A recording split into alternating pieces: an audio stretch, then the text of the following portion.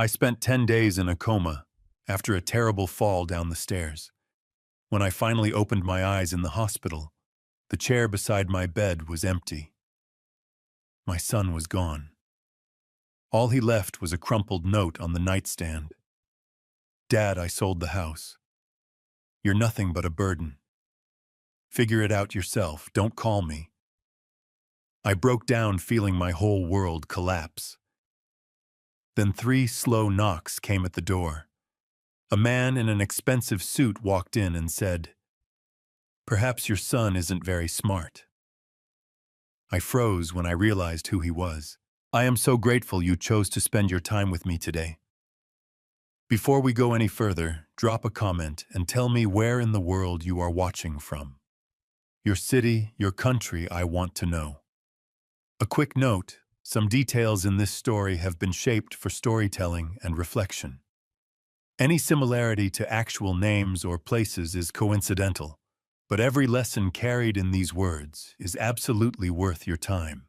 The first thing I noticed when I opened my eyes was the smell. Sharp antiseptic mixed with something colder, industrial bleach, maybe the kind that doesn't just clean surfaces, but strips them of anything warm. It hit the back of my throat before I even understood where I was, before my brain had caught up with the fact that I was breathing at all. The ceiling above me was white. Not a soft white, a hard fluorescent white, the kind that doesn't forgive anything. 2 long bulbs buzzed overhead with that low, persistent hum that burrows into your skull if you listen too long. I tried not to listen too long. My body felt like it had been taken apart and put back together by someone who'd never done it before. My chest ached with every breath. My left leg throbbed from hip to heel. When I tried to lift my right hand, something tugged at the skin on my wrist, an IV line taped down with white medical tape that had already started to peel at the edges. The machine beside me beeped in slow, indifferent rhythm, tracking the pulse of a man it had no opinion about. I turned my head to the left. There was a chair in the corner, one of those hard plastic visitor chairs, the kind with the metal legs that scrape against linoleum when you pull them out. It was positioned at just the right angle, just the right distance from the bed, for someone to sit and watch over a person lying in it. It was empty. Something tightened in my chest that had nothing to do with the IV or the aching ribs. I told myself not to read into it. Ryan was probably down the hall getting coffee, talking to the doctor, filling out insurance forms. That was a Ryan thing to do, always handling the paperwork, always organized. I'd raised him that way. I'd been proud of that. But even as I built that story in my head, another part of me, the older, quieter part, that had learned not to want too much, already knew the chair hadn't been warm in a very long time. I lay still and let the memories come back the way they do after something like this, not all at once, but in pieces, like broken glass being swept into a pile. I remembered the staircase at my apartment building. I remembered reaching for the railing. I remembered the way it gave, not slowly, not like something worn down by age, but suddenly like it had been waiting for me to trust it. I remembered the first impact, the side of my head against the concrete edge of a step, and then a sound like radio static filling every corner of the world, and then nothing. 10 days, the nurse would later tell me. 10 days between that nothing and this ceiling. I'd worked 30 years in a warehouse on the north side of Charleston, loading and unloading freight in heat that could crack asphalt, and I'd walked away from that job with 2 bad knees, a lower back that complained every morning, and $47,000 in a savings account that I'd never touched because I was always saving it for something important. Emergencies. Real ones. I'd given Ryan everything else. Not in a dramatic way, not the way people talk about sacrifice like it's a performance. I just did what fathers do, or what I believed fathers were supposed to do. I worked the overtime. I skipped the things that weren't necessary. When Ryan got into college, I sold my truck and bought a cheaper one, and didn't tell him why the money appeared when it did. When he needed the deposit for his first apartment, it came from a jar I kept behind the canned goods. He never asked about the jar. I didn't need him to ask. I just needed him to be okay. So as I lay there staring at that empty chair, I kept rebuilding the story. He's tired. He's been here every day, and he needed to rest. He stepped out 5 minutes ago. He'll walk through that door any second now. That's when I noticed the piece of paper on the bedside table. It was folded in half, placed beside the plastic water pitcher, not carefully, not with any intention. Set down the way you set down something you're done with. The paper was slightly crumpled, like it had been in a pocket before it ended up here. I recognized the handwriting before I even reached for it. Ryan had always pressed too hard. When he wrote, it was something his third-grade teacher had mentioned, something I'd forgotten, until this exact moment, when the memory surfaced with a viciousness that surprised me. I used to tease him about it when he was small. "You're not carving a monument, buddy. It's just a grocery list." My hand trembled as I reached across and picked it up. The IV tugged again. I barely felt it. I unfolded the paper slowly, the way you open something, when you already suspect what's inside. But you need to see it with your own eyes to believe it. My heart was knocking hard against my chest. The machine beside me picked up the pace. 3 sentences, that was all. "Dad, I already sold the house. You're nothing but a burden. Figure it out yourself. Don't call me." I read it once, then again, then a third time, because the words kept sliding off my comprehension, like water off glass, like my mind was refusing to let them land. Nothing but a burden, 30 years. 2 jobs for a stretch of 6 years when things were tight. The truck I sold. The jar behind the canned goods. His graduation when I stood in that crowd with a button-up shirt I'd ironed 3 times because I wanted to look right for him. And I actually thought that this was what it all added up to. This moment. This kid in the cap and gown who waved at me from across the lawn with a grin that crinkled his eyes the same way his mother's used to. Nothing but a burden. The sob that came out of me wasn't dignified. It wasn't the quiet weeping of a man processing grief. It was ugly and raw, and it shook my whole body, and the machine beside me started beeping faster, like it was panicking on my behalf. The door opened. "Mr. Carter." A woman's voice, steady, professional kind, in that practiced way of people who spend their days walking into rooms like this one. She was middle-aged in blue scrubs, a name badge clipped to her chest that read Linda RN. She took one look at me and didn't ask if I was in pain the way they usually do.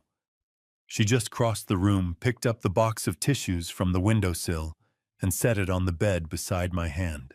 "Is there someone I can call?" she asked. I looked at the paper still in my hand. Then I looked at the empty chair. "No," I said. My voice came out rougher than I expected, scraped hollow. "There's no one." Linda didn't push. She stood there for a moment with her hands loosely at her sides, and something in her expression shifted, not pity exactly, but recognition. Like she'd heard those words before and knew there was nothing useful to say after them. She left quietly. The door clicked shut. The room settled back into its hum and beep, and I was alone with a crumpled piece of paper and 67 years of a life that felt in that moment like it had been built on sand. I stared at the ceiling. The fluorescent light buzzed. The machine beeped. And then, just as the silence became the kind that presses down on you, 3 knocks landed on the door. Not a nurse's knock. Not tentative, not quick. 3 deliberate, unhurried knocks, the kind made by a person who already knows they're going to come in. The door opened before I could say a word. He wasn't a doctor. I knew that the second he stepped into the room, not because of the suit, though the suit alone would have made him stand out in a place like this. It was the way he moved. Doctors move like they're solving a problem. This man moved like he'd already solved it. He was somewhere in his mid-60s, I guessed, silver-haired, clean-shaven, with a jaw that had probably been called distinguished for 30 years and had earned it. The suit was charcoal wool, the kind that costs more than most people's monthly rent, cut close at the shoulders and hanging without a single wrinkle despite the fact that he'd clearly been wearing it for some time. His shoes were dark Oxford leather buffed to a quiet shine, Not flashy, just precise. He carried a black leather briefcase in his left hand. He held it at his side like it weighed nothing. His eyes found me immediately dark brown, steady, unhurried, and something passed through them that I couldn't name. Not pity, not the careful neutrality of a professional making a visit. Something that landed closer to relief. Like a man who'd been searching for something for a very long time and had just after all those years found it exactly where he hoped it would be. He pulled the visitor's chair from the corner and set it beside my bed. He sat down, placed the briefcase on the floor, folded his hands in his lap, and looked at me the way you look at someone you've been waiting on. "Mr. Carter," he said. His voice was measured low, carrying the easy authority of a man who'd spent decades in rooms where words mattered. "I'm sorry to intrude. I imagine this is not the morning you'd hoped for." I was still holding the paper. I didn't bother to hide it. "I don't know who you are," I said. "No, you wouldn't." He didn't seem troubled by that. "My name is Harold Bennett. I'm an attorney and the chief administrator of a private estate based here in Charleston." He paused, just a beat, just enough to let the next words carry their full weight. "I've been looking for you for a very long time, Mr. Carter." I stared at him. "Looking for me?" "Yes. I'm a retired warehouse worker from North Charleston," I said. My voice came out flat, scraped down to bone. "I don't have a will worth reading. I don't own property anymore, apparently." I looked down at the paper in my hand. "There's nothing to find." Harold Bennett looked at the paper too. Something shifted in his expression, not surprise, more like a quiet fury held very still. "Perhaps your son isn't very smart," he said. "Is he?" I blinked. The words were so calm, so matter-of-fact, delivered without flourish, the way you might observe that it looked like rain. And yet they landed in the center of my chest, like a stone dropped into still water, sending rings outward in all directions. "You don't know my son," I said. "No," Harold agreed. "But I know what he just did, and I know what he doesn't know." He held my gaze without flinching. "Those two things are about to become very important." I should have thrown him out. I should have pressed the call button and asked Linda to come back. Instead, I found myself watching his hands still folded neatly in his lap, no fidgeting, no tells, and I thought this man has sat in hard conversations before. This man is not afraid of what he's about to say. "What do you want?" I asked. "To tell you the truth," Harold said. "All of it. It's going to take some time, and some of it is going to be difficult to hear." He paused.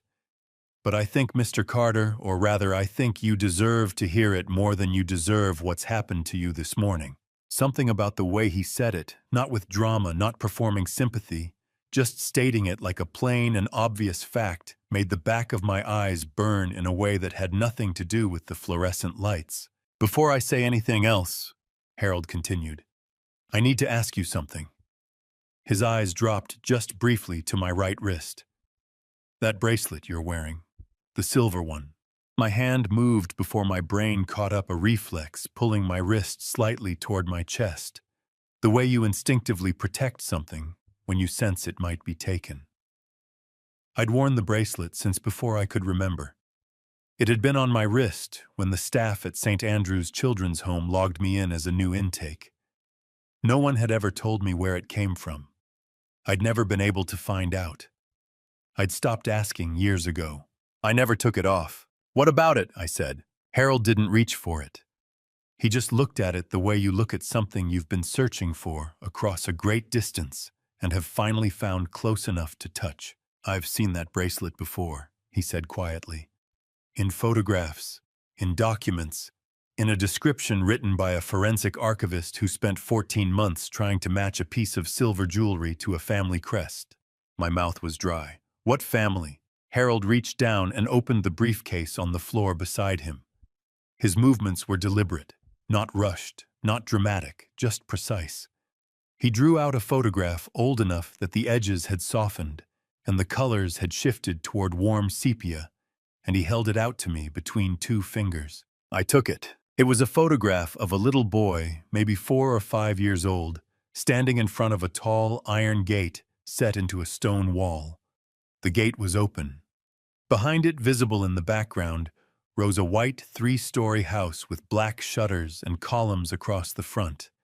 The kind of house that belonged to a certain kind of Charleston family, the kind whose name you saw carved in stone on buildings downtown. The little boy was squinting into the sun. He was smiling, and on his right wrist, clearly visible, catching the light, a silver bracelet. My hand started shaking so badly that the photograph trembled. The bracelet in the photograph was identical to the one on my wrist. Not similar, not close. Identical, the same narrow gauge, the same small engraved crest on the face, the same slight irregularity on the left side where the silver had been shaped by hand, not machine. "That boy," I said. My voice had dropped to something barely above a whisper. "Who is that boy?" Harold looked at me steadily. His expression was careful. Not cruel, not pitying, just present the way a person is present, when they understand that the next few words are going to rearrange someone's entire world. "That little boy," Harold said, "is you, taken in the summer of 1961 in front of your family home." He let a beat of silence pass. "Your real name is not Joseph Carter." The machine beside me beeped. Outside in the hallway, someone laughed at something, a quick, ordinary sound that felt like it was coming from a different planet. "Then what is it?" I asked. Harold reached into the briefcase again. This time he removed a document, thick, official, bound with a dark ribbon. He placed it on the bed beside my hand without opening it. "Your name," he said, "is William Ashford, and the man standing beside you in that photograph," he pointed to a tall figure just visible at the edge of the frame, one hand resting on the little boy's shoulder, "is your father, Edmund Ashford." He paused. "He spent the last 40 years of his life looking for you, and when he died, he left you everything he had." The room didn't spin. It didn't do anything dramatic. It just became very, very quiet, like the moment after a sound so large that the silence afterward is its own kind of weight. I looked down at the document on the bed, at the bracelet on my wrist, at the photograph of a little boy squinting into the sun in front of a house that apparently had his name on it. And somewhere deep in my chest, beneath the grief and the exhaustion and the wreckage of the morning, something cracked open. Something that had been sealed shut for 63 years and let in just the thinnest sliver of a feeling I hadn't felt in so long that it took me a full 10 seconds to recognize it. Hope. I don't know how long I stared at that photograph before I understood what I was actually seeing. At first, my brain did what brains do when they encounter something impossible. It looked for the rational explanation. Old photo.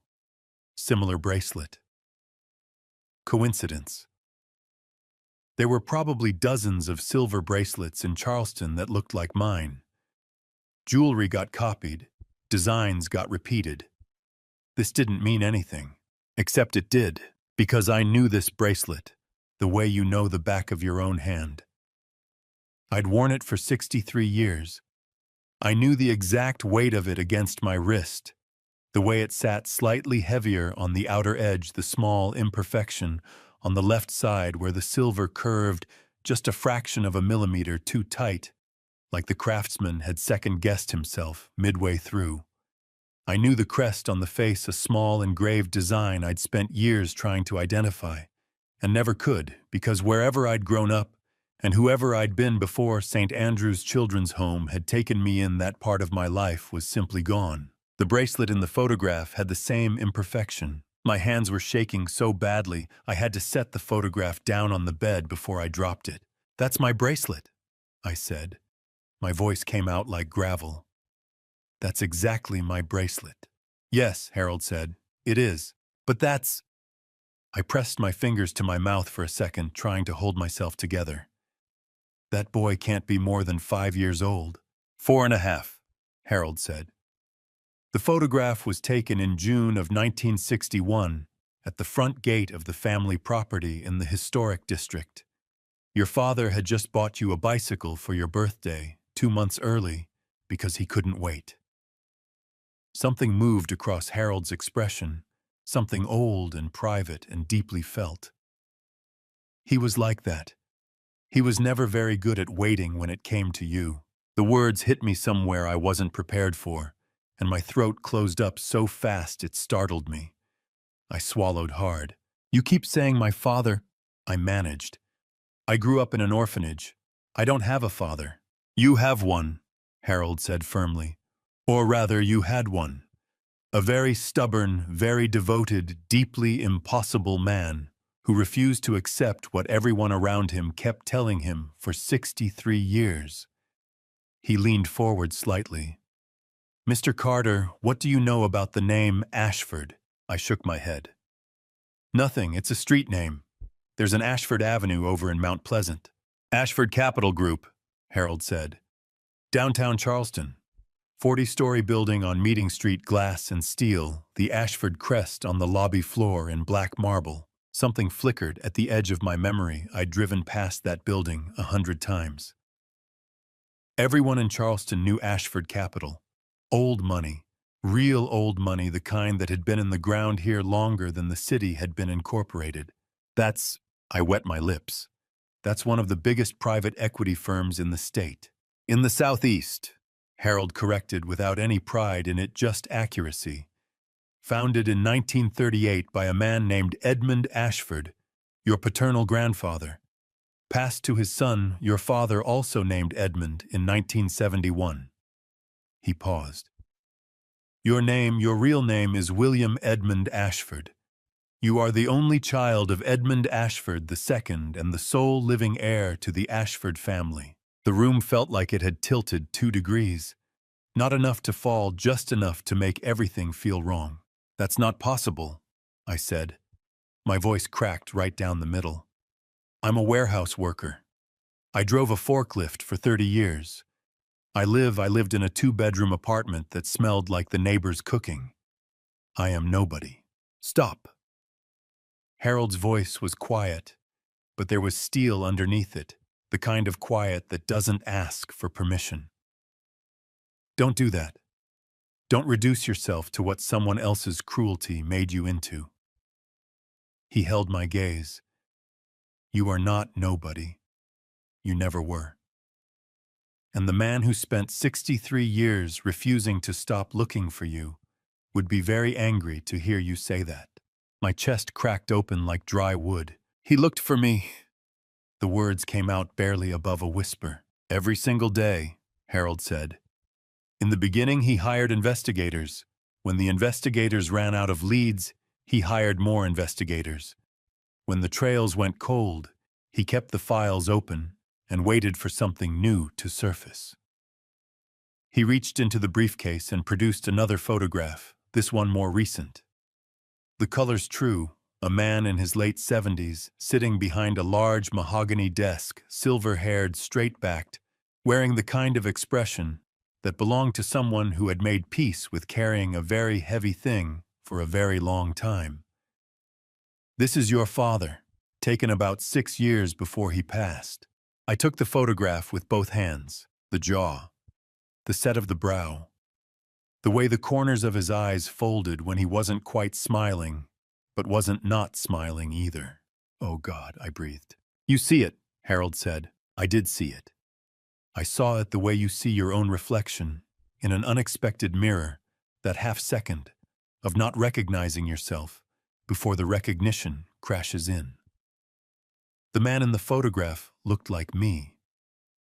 Older, more worn, carrying weight I hadn't carried, but the bones were the same. The structure was the same. He passed away. My voice broke on the last word and I couldn't fix it. 2 years ago, Harold said gently. January 2023. Heart disease. He was 89 years old. He gave me a moment with that. He died in the same house he'd lived in his entire life. The same house you were born in. A sound came out of me that I hadn't planned. Not a sob exactly, more like the release of something that had been compressed for too long. My father had died 2 years ago. 2 years ago, he'd been alive.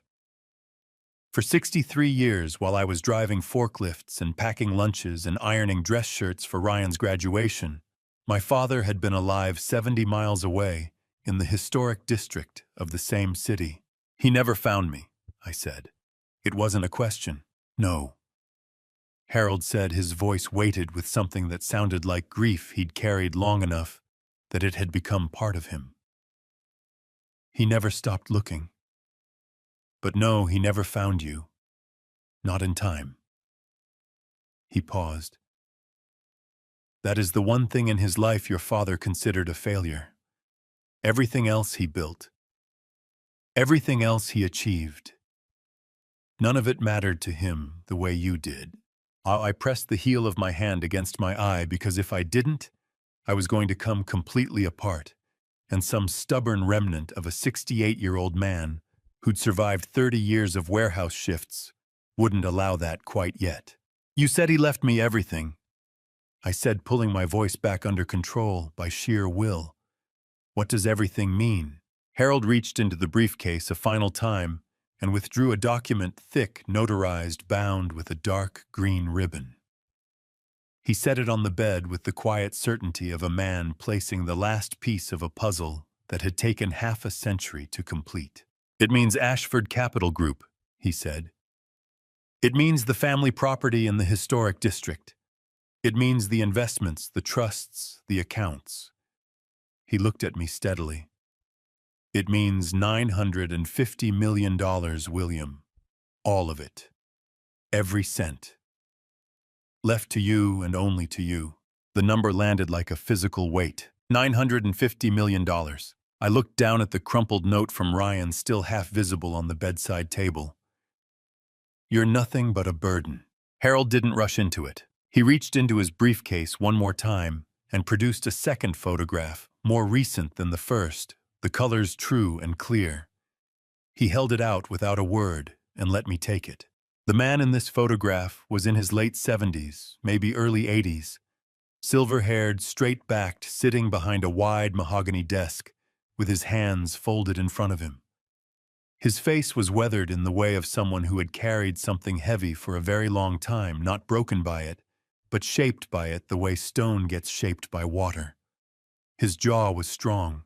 His eyes were steady. His jaw was my jaw. That's him, I said. It wasn't a question. My voice had dropped to something barely above a whisper. That's Edmund Ashford. Taken 6 years before he passed, Harold said. He hated having his photograph taken, but I insisted that year.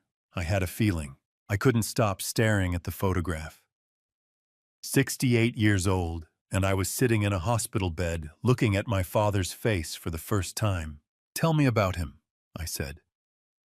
My throat ached with the effort of keeping my voice level. Please, tell me everything. Harold settled back in his chair, and something in his posture changed. The formal lawyer's bearing softened just slightly into something more personal, more worn. Edmund Ashford was not an easy man, he said. He was demanding, exacting, and he had very little patience for people who treated important things carelessly. But he loved with the same intensity that he brought to everything else he did, completely, without reservation, without a single exit strategy. Harold paused. Your mother, Catherine, was a school teacher from Beaufort. He proposed 3 weeks after they met. His father nearly had a heart attack. Despite the burning behind my eyes, something in my chest flickered. 3 weeks. He said he'd never understood the logic of waiting for something you were already certain about. Harold's expression warmed fractionally. You were born in September of 1957. Your mother had a difficult delivery, and afterward the doctors told him there would be no more children. He told me once that during those hours he'd been more frightened than at any other point in his life, and that when it was over and you were both safe, something in him settled permanently, like a compass finding north. His voice gentled. You were everything to him. The whole of it. My chest cracked open so quietly I almost missed it. She passed when I was 2, I said. My mother. Yes. An illness that moved quickly. He was gutted, but he had you, and so he kept going. Harold held my gaze.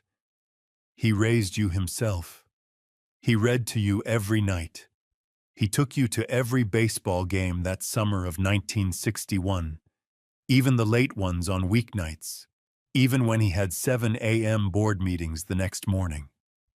You used to fall asleep on the drive home, and he'd carry you up to bed rather than wake you. He paused. He told me that story more than once.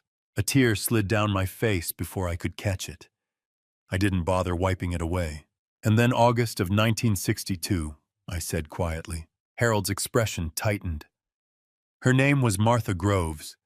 She'd worked for the family for 11 years, your nanny since birth.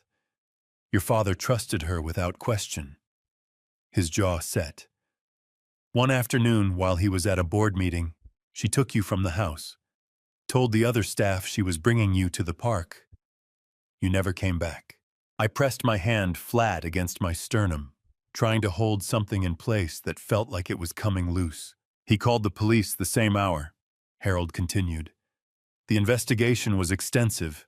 The Ashford name carried significant weight in Charleston. But Martha had been careful. Cash only. A forwarding address that turned out to be an empty lot. The trail went cold within 3 days. He let a beat of quiet pass. Everyone around your father told him to accept what had most likely happened. His lawyers advised him to begin estate succession planning. His friends told him that grief needed a resolution to heal. Harold looked at me steadily. He told them all in language I will not repeat in a hospital room exactly where they could put that advice. A sound tore out of me, half laugh, half something raw, and I pressed my knuckles to my mouth. He kept your room, Harold said. Exactly as it was the morning you disappeared. Your books on the shelf. A drawing you'd made of the two of you still taped to the wall above your desk. The baseball glove you'd just learned to hold that summer. He paused, and when he spoke again, his voice had dropped. Every single week for 63 years, I went into that room and placed a fresh flower on your desk. Magnolias mostly, they grew in the garden, and they were your father's favorite. Your father's instructions were simple: keep the room ready. He was coming home. My shoulders shook. I didn't try to stop them. Every Monday for 63 years, Harold said quietly. Without exception, I broke. Not loudly, not dramatically, just completely. The tears came fast and hot, and I let them because there was nothing left in me that wanted to hold them back. 3,276 Mondays. 3,276 times Harold had walked into that room and placed a flower on the desk of a child who didn't know his own name. Harold gave me the time. He didn't look away, didn't shift uncomfortably, didn't reach for the call button. He just sat there, with the patience of a man who had learned long ago that some moments could not and should not be hurried. When I finally pulled myself back together, I wiped my face with the back of both hands and looked at Harold with everything I had left. He never remarried, I said. Did he? No, Harold said simply. He had his work. He had his search for you. And he had a belief that everyone around him considered irrational, that you were alive somewhere, and that one day he would find you. He held my gaze with the steady certainty of a man who had watched that belief prove itself true. I joined the Ashford household in 1978. I became his chief legal counsel in 1989. And in all the years I knew him, I never once heard him say he had given up. I looked down at the bracelet on my wrist, the same bracelet on the wrist of the little boy in the first photograph, the same one Edmund Ashford had put there before the world went wrong. How did you find me? I asked. After all this time, how did you actually find me? Harold's expression shifted into something more careful, more measured. It starts with a letter, he said. Delivered to the estate in the spring of 2008. No return address. Written by someone who had spent 46 years carrying a secret that had become too heavy to die with. My breath caught. Who? Harold looked at me without blinking. Martha Groves, he said. Written from a hospice bed in Savannah, 3 weeks before she died. Martha Groves, I repeated. The name tasted strange in my mouth, like something that had been sitting in the dark for a very long time and had finally been brought into the light. The woman who had taken me from my father's house when I was 4 years old. The woman whose face I didn't remember, whose voice I couldn't recall, who had deposited me at St. Andrew's Children's Home like a package with the wrong address and walked away. She wrote to you, I said. In the spring of 2008, Harold confirmed. No return address on the envelope, but the postmark was Savannah. The letter was 2 pages handwritten, and it began with the words, I don't expect forgiveness. I only want to tell the truth before I can't anymore. My jaw tightened. What did she say? She confessed everything. Harold's voice was measured, but something cold ran underneath it. She admitted to taking you from the house. She gave the name of the children's home in North Charleston, St. Andrews, and the false name she'd registered you under. Joseph Carter. He paused. She said she'd thought about writing that letter for 40 years. She said she'd talked herself out of it every time because she was afraid of what would happen to her. But she was dying, and apparently dying makes a person recalibrate their priorities. Did she say why? I pressed my voice harder than I intended. Why she did it in the first place? Harold nodded slowly. Money. A man paid her someone with a business interest in destabilizing the Ashford estate, while Edmund had no heir. We were never able to conclusively identify who. Martha didn't know his real name, only a cash payment and a phone number that had been disconnected for 30 years by the time I looked into it. He met my eyes. She said she'd spent every year since trying to convince herself it had been the right decision, that you were better off, that you'd been placed with a good family. His expression hardened fractionally. She clearly hadn't checked. The bitterness in my chest flared hot and fast, and I pressed my back teeth together until it subsided. So you had the letter, I said, but you still couldn't find me. The letter gave me the starting point, Harold said. St. Andrew's Children's Home, North Charleston, sometime in August of 1962. A boy registered as Joseph Carter. He exhaled slowly. But St. Andrew's closed in 1981. Their records, intake files, placement documents, everything had been destroyed in a fire in 1978, 3 years before the closure. He spread his hands slightly. There was nothing left on paper. Then how? I spent 8 years tracking down former staff members, Harold said. People who had worked at St. Andrews between 1962 and 1978. Most had moved away. Several had passed. A few remembered very little children came and went, and after 50 years, the individual faces blurred together. He leaned forward slightly, and something changed in his expression, the focused look of a man describing the one thread that had held. In 2016, I found a woman named Dorothy Reeves. She was 89 years old, living in a care facility outside of Columbia. She had worked as a junior intake coordinator at St. Andrews from 1960 to 1971. My breath slowed. She remembered a child being brought in during the summer of 1962, Harold continued. Not the face, she was honest about that. But she remembered something unusual. The woman who brought the child in, described as nervous, middle-aged, well-dressed, had been insistent about one thing. He looked at me steadily. She said, "Don't take the bracelet off him. Whatever else happens, leave the bracelet." The air left my lungs. Dorothy remembered it because it was strange, Harold said. Children arrived with almost nothing. A piece of silver jewelry was notable, and the instruction to leave it on that stuck with her. He glanced at my wrist. Once I had that detail, I narrowed the search considerably. A man in his late 50s or early 60s raised in or around North Charleston with a silver bracelet bearing an unusual crest. He paused.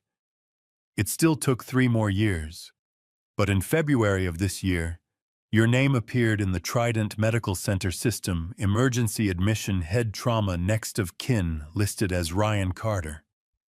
He looked at me without blinking. I drove to the hospital that same night.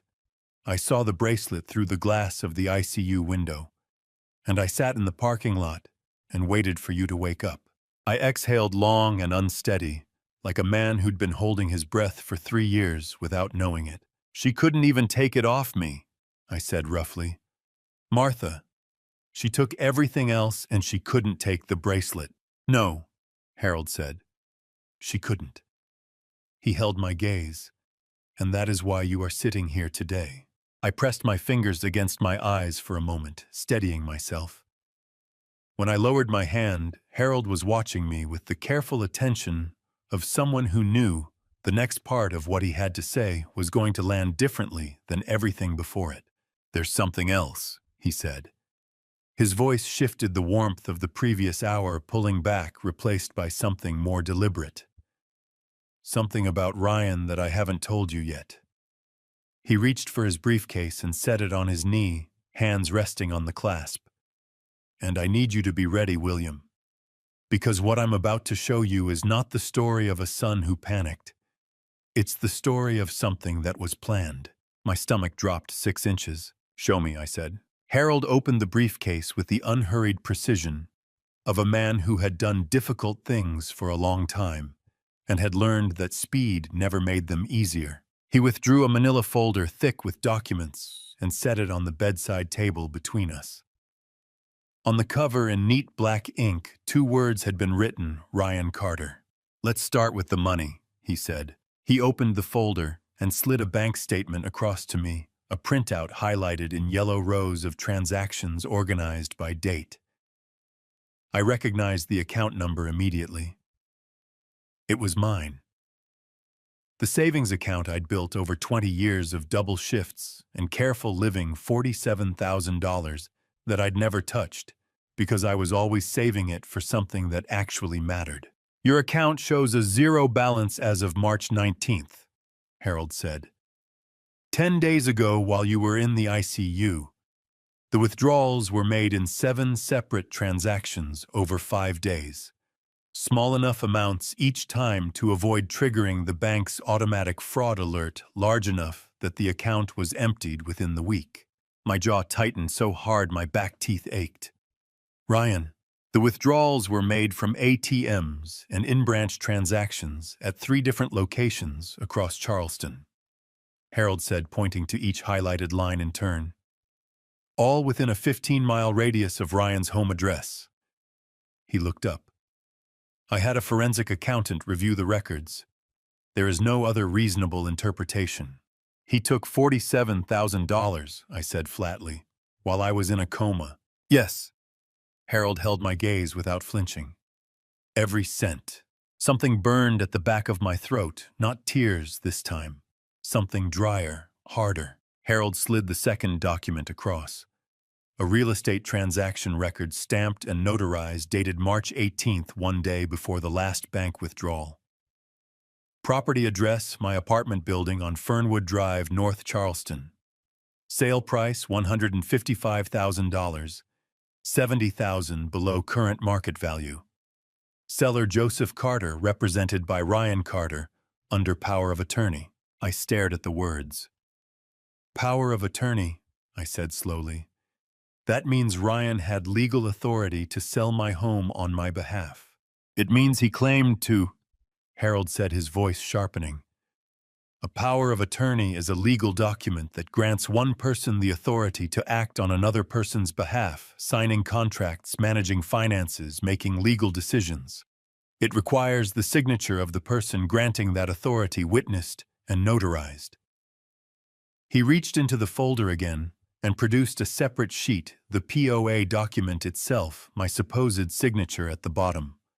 Beside it, a second sheet, a forensic handwriting analysis report, 3 pages long, concluding with a finding of 94% certainty that the signature was forged. "He forged it," I said. "He forged it," Harold confirmed. "Fabricated the document, found a notary, we're still investigating how, and used it to sell your home while you were unconscious in this building." He paused. "Forging a power of attorney in South Carolina is a felony. It carries up to 5 years in prison." The room felt smaller than it had a moment ago. "And the buyer?" I said, eyes dropping back to the transaction record. "Amber Carter." I looked up. "His wife. Your daughter-in-law," Harold said. "Ryan and Amber Carter have been married for 4 years. They live in West Ashley." He let a beat pass. "He sold your home to his own wife. Using your money as the down payment, the withdrawals from your savings account funded the purchase. In effect, he used your $47,000 to buy your $155,000 home, transferred it to Amber's name at a loss, and left you with nothing." Harold's voice was steady, but the expression behind his eyes was not. "The net result is that you woke up from a coma with no home, no savings, and nowhere to go." I pressed my fist against my mouth. My eyes burned hot and fierce, and for a moment the anger was so sharp it crowded out everything else. "She's not just the wife," I said. "Is she?" Harold reached for the next document in the folder without hesitation. A printed series of text messages recovered through a legal preservation order on Ryan's phone records, each exchange dated and time-stamped. "Amber Carter is a paralegal," Harold said. "She has working knowledge of property law, estate planning, and financial documentation." He pointed to the first message exchange dated 8 months earlier, November of last year. "This is the beginning of the conversation." I leaned forward and read, "Amber, you need to look at your father's finances more carefully. Old men who work that long always have something put away. Ryan, he's got some savings, nothing major. Amber, it's not about the amount. It's about what you're entitled to when he's gone. You've been supporting him for years. Ryan, I haven't really. Amber, you've been emotionally responsible for him. That counts. Start paying attention." I read the next exchange, then the next.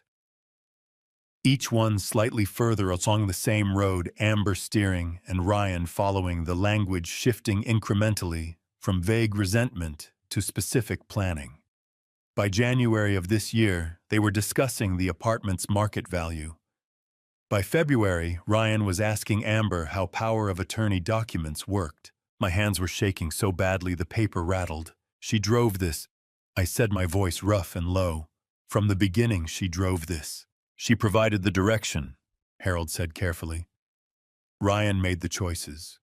But yes, the architecture of what was done to you financially was built on a foundation that Amber Carter laid brick by brick over the course of 8 months."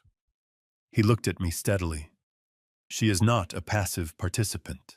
I set the papers down before I crumpled them. "Is that everything?" I asked. My voice had gone very quiet, the kind of quiet that has nothing peaceful in it. Harold reached into the briefcase one final time.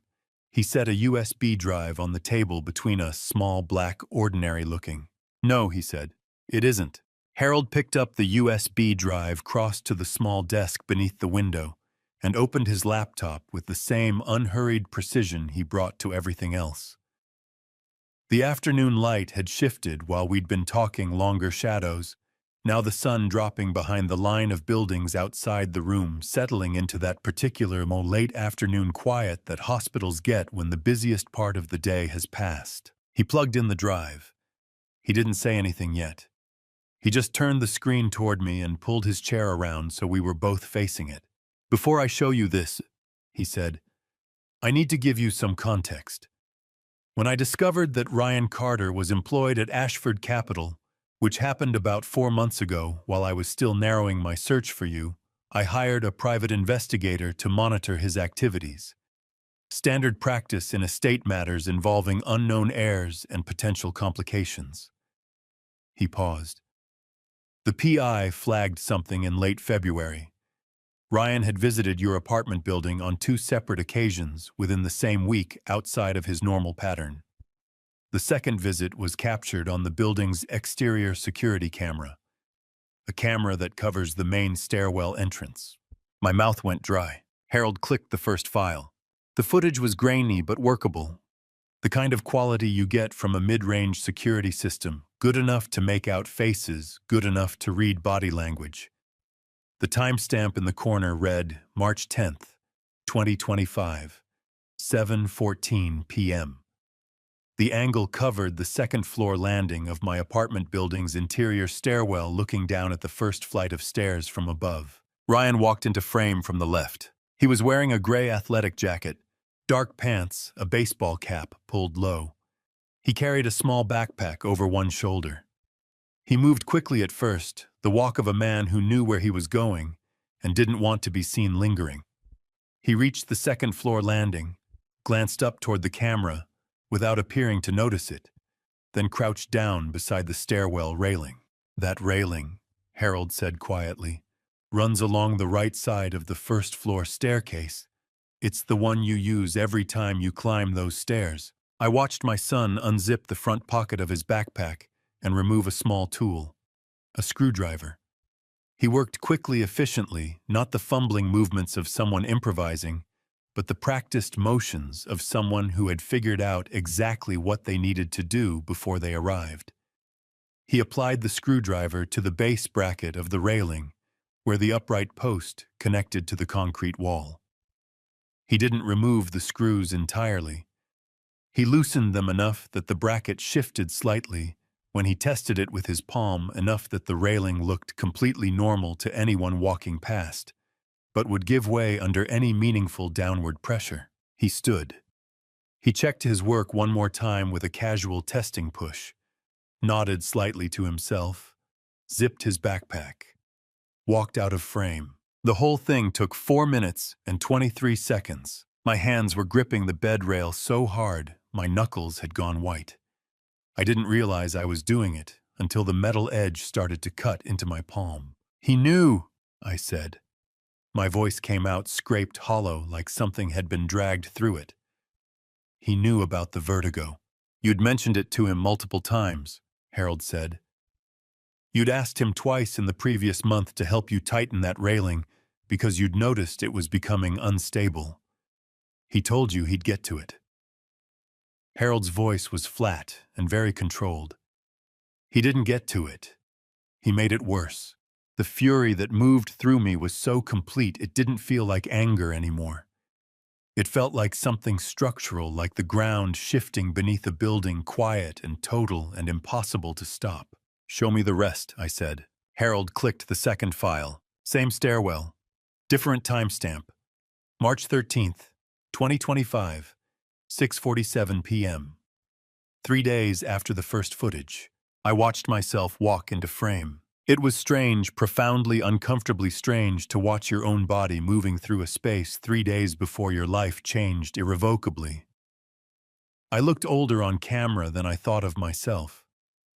I moved carefully the way I'd learned to move over years of managing the vertigo, one hand on the wall, weight shifted slightly inward, not rushing. I reached the base of the staircase and extended my right hand toward the railing. Harold stopped the video right there. "I won't make you watch what comes next," he said. "You were there for it. I was grateful for that." I remembered enough. The railing coming away in my hand, not gradually, not with any warning, just instantly gone, the support I'd been depending on dissolving in the same moment I'd committed my weight to it. The world tilting. The concrete edge of the step catching the side of my skull with a sound I'd heard from the inside. 10 days of nothing after that. "What's the legal designation?" I asked. My voice was steadier than I felt. "For what he did." "What do they call it?" "In South Carolina, intentionally creating dangerous conditions with knowledge of a specific victim's vulnerability and with documented financial motive can be charged as reckless endangerment causing great bodily harm," Harold said. "Depending on what the full evidence picture looks like by the time a prosecutor reviews it, It could reach as far as attempted murder. He held my gaze. The video, combined with what I'll show you next, makes the attempted murder argument significantly stronger. Something in my chest seized up so hard it felt like a physical blow. "There's more," I said. "There's more," Harold confirmed. He reached into the briefcase and withdrew a thick manila envelope, a corporate logo embossed in the corner, the name of a national insurance company printed in dark blue ink. He set it between us. "Ryan applied for a life insurance policy," he said. "The insured party was you. The beneficiary was himself." He paused, letting that land. He applied for it on February 25th, 16 days before he loosened that railing. The breath left my body in a slow, controlled exhale that I held onto for as long as I could, because the alternative was something I wasn't ready to let into the room yet.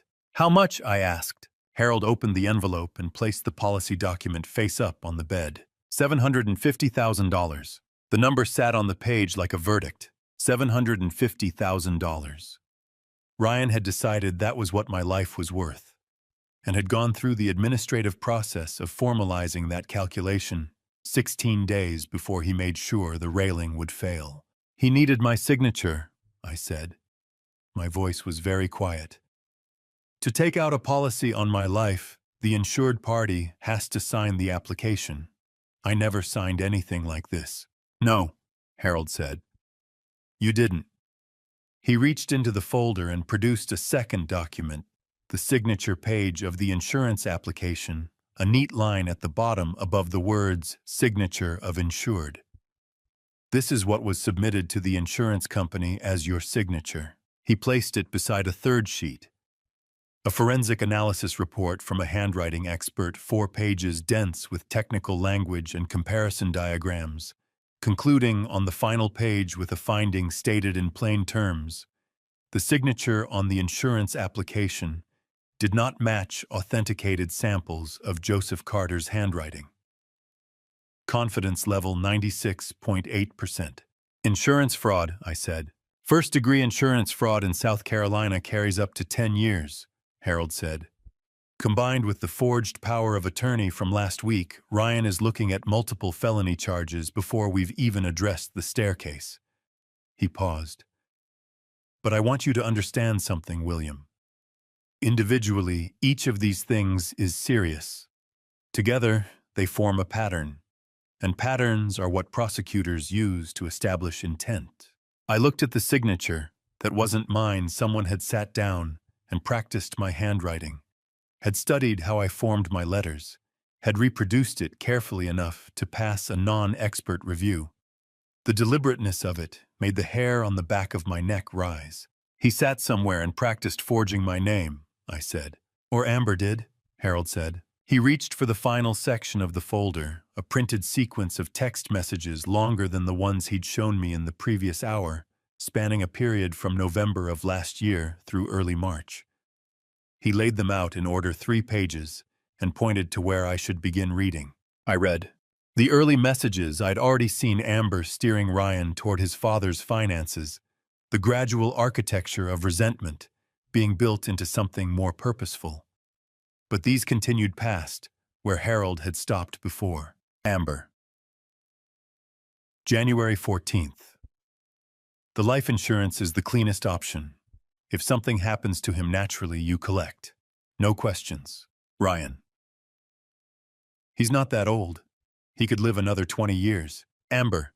"He won't if his health keeps declining. You said the vertigo is getting worse."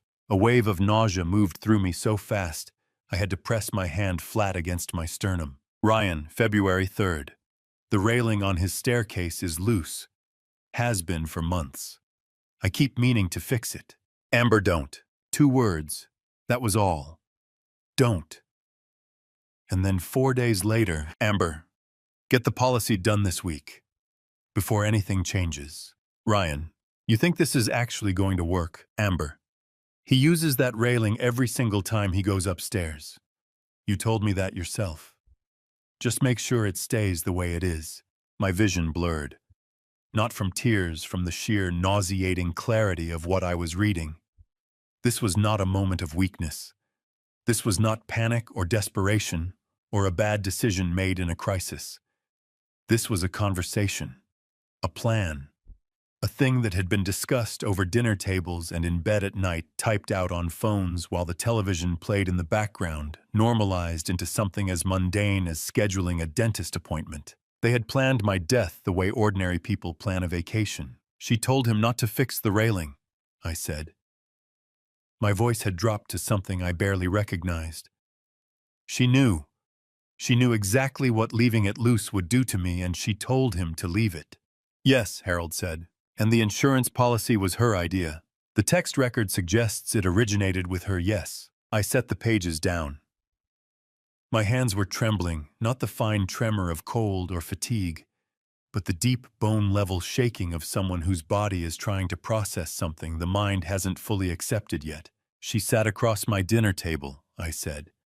At Christmas, 2 years ago, she brought a pie. My throat constricted painfully around the words. I thought she was good for him. I told Ryan I was glad he'd found someone steady. I know, Harold said, and the gentleness in his voice made it worse somehow, made the whole thing more real, more solid, more impossible to step back from. I pressed both hands over my face and breathed slow and deliberate, the way you breathe when you're trying to hold the shape of yourself together against pressure that wants to take it apart. When I lowered my hands, my jaw was set, and my eyes were dry, and something in my chest had gone very still the way a storm goes still at its center. What do we do now? I asked. I can have everything on that table in front of a Charleston PD detective within the hour, Harold said. Ryan would be arrested by tonight. Amber likely within 48 hours depending on the warrant timeline. He held my gaze. That is one option. What's the other option? Harold looked at me steadily. Ryan works at Ashford Capital. He has worked there for 6 years, earning a salary from your family's company, sitting in meetings in a building that bears your father's name, not knowing any of it. He paused. You are the legal owner of that company. You have the right to walk into that building as its rightful head. And if you choose to do that before the police are called in front of every executive, every employee, every person who has watched Ryan Carter build his career on ground that was never his, then Ryan doesn't just face criminal charges. Harold's voice was measured, but his eyes were sharp. He faces the complete and public collapse of everything he thought he had, with nowhere to hide and no story left to tell. The image of it formed fully in my mind, Ryan, in that building, comfortable and unknowing, and then the doors opening. From a legal standpoint, Harold continued, presenting the evidence in that setting before credible witnesses, including board members and potentially press, actually strengthens the criminal case. It creates a documented public record of his response. Prosecutors favor that. He held my gaze. It is not just justice, William. It is the smarter legal strategy. I reached out and picked up the photograph of Edmund Ashford from the bed beside me, the one Harold had shown me hours ago, the silver-haired man at the mahogany desk who had spent 63 years keeping a room ready. My father had never gotten to see this moment, but I was going to make sure Ryan understood exactly what he had thrown away. Schedule the board meeting, I said. I want every executive in that room. I set the photograph back down. And Harold, not a word to the police until after I walked through those doors. Harold held my gaze for a long moment. Then he nodded once, reached for his phone, and began to dial. I walked out of Trident Medical Center on a Tuesday morning wearing the same clothes I'd been admitted in. A nurse named Linda, the same one who had handed me tissues on the worst morning of my life, had washed and folded them while I was in the ICU. She left them on the chair beside my bed, without making a thing of it. I didn't get a chance to thank her properly. She was already down the hall with someone else who needed her more. The morning air hit my face the moment the automatic doors slid open, and I stopped on the concrete apron outside the entrance just for a moment, just to feel it. March in Charleston. Not cold, not warm, that particular in-between temperature that the Low Country does better than anywhere else. The air carrying the faint salt edge of the harbor, mixed with something green and growing. I breathed it in slowly, deliberately, the way you breathe when you've just been reminded that breathing is not a thing to take for granted. Harold was waiting beside a black sedan at the curb. He opened the rear door without ceremony. "How are you feeling?" he asked, like a man who spent 10 days in a coma and then spent the next 18 hours having his entire life explained to him. I said, "So, various." Harold almost smiled. "That's fair." I got in. The leather seat was warmer than the outside air, the interior smelling of cedar and something clean. Harold took the front passenger seat, and a driver I hadn't met, a quiet man in his 50s named George, who Harold introduced briefly as the estate's head of household transport, pulled smoothly into traffic. We drove south through North Charleston first. My neighborhood. I watched it pass through the window, the warehouse district where I'd worked for 30 years, the dollar store on Fernwood, where I'd bought Ryan's school supplies every August, the diner on Rivers Avenue where I'd eaten Saturday breakfast alone for the last 5 years, since Ryan stopped coming. Ordinary weathered known. The landscape of a life I'd built without knowing it wasn't mine. "You're going to feel like a stranger there at first," Harold said, watching me watch the window. "At the manor. That's normal. Give it time." "How long did it take you," I asked, "to feel at home there yourself?" Harold considered this question with the seriousness it deserved. "About 2 years," he said. And I wasn't carrying 63 years of somewhere else. The scenery changed as we crossed into the peninsula. The streets narrowed and quieted. The buildings grew older and more deliberate. The trees bigger. Live oaks draped in Spanish moss that moved in the March breeze like slow, unhurried breath. Historic District Charleston, a part of the city I'd driven through 100 times without ever stopping, always feeling in some vague and unexamined way that it wasn't meant for me. George turned onto a private lane I'd never noticed before, easy to miss, set between two high garden walls, no signage.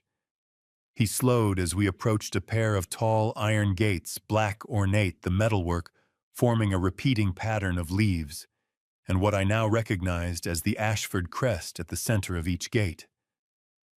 A brass plate on the right pillar read simply, "Ashford Manor Est, 1887.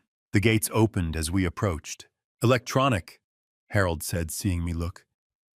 "Your father had them automated in the 90s. He said the manual chain was undignified for a man of his age." A beat. He was 58 at the time.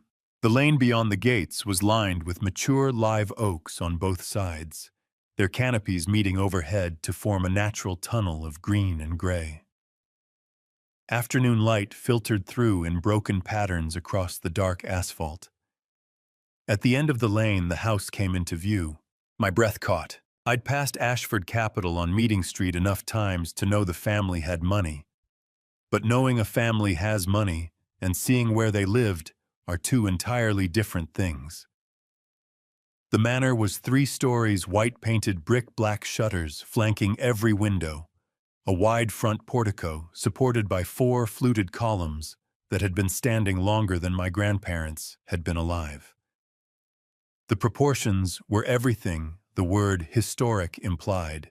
Not ostentatious, not trying to impress, simply built by people who intended the thing to outlast them by several generations and had engineered it accordingly. A formal garden stretched across the front, centered on a circular drive, and a marble fountain that was running the water, catching the late morning light in small, bright fragments. George stopped the car at the base of the front steps. When I stepped out, I found 8 people arranged in 2 lines flanking the entrance, 4 on each side dressed in neat dark uniforms, standing with the quiet, composed attention of people who took their work seriously.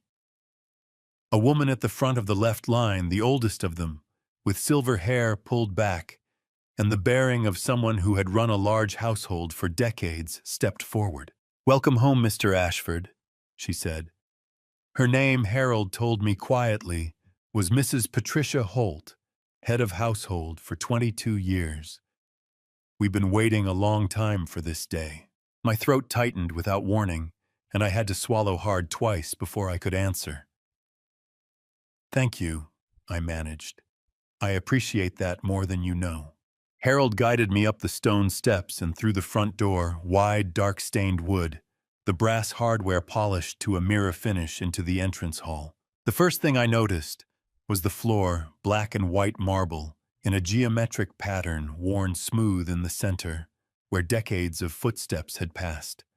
The second thing was the ceiling-high plasterwork cornice running the perimeter, a chandelier hanging at the center that was turned off at this hour, its crystal drops catching the daylight from the flanking windows and scattering it in small moving points across the walls. The third thing was the photographs. They lined both walls of the entrance hall in dark wooden frames arranged chronologically, from the front door to the back, a visual history of the Ashford family, spanning more than a century. Formal portraits, candid shots, group photographs at what appeared to be company milestones. Edmund as a young man, sharp-eyed and already authoritative. Edmund with a woman I understood without needing to ask.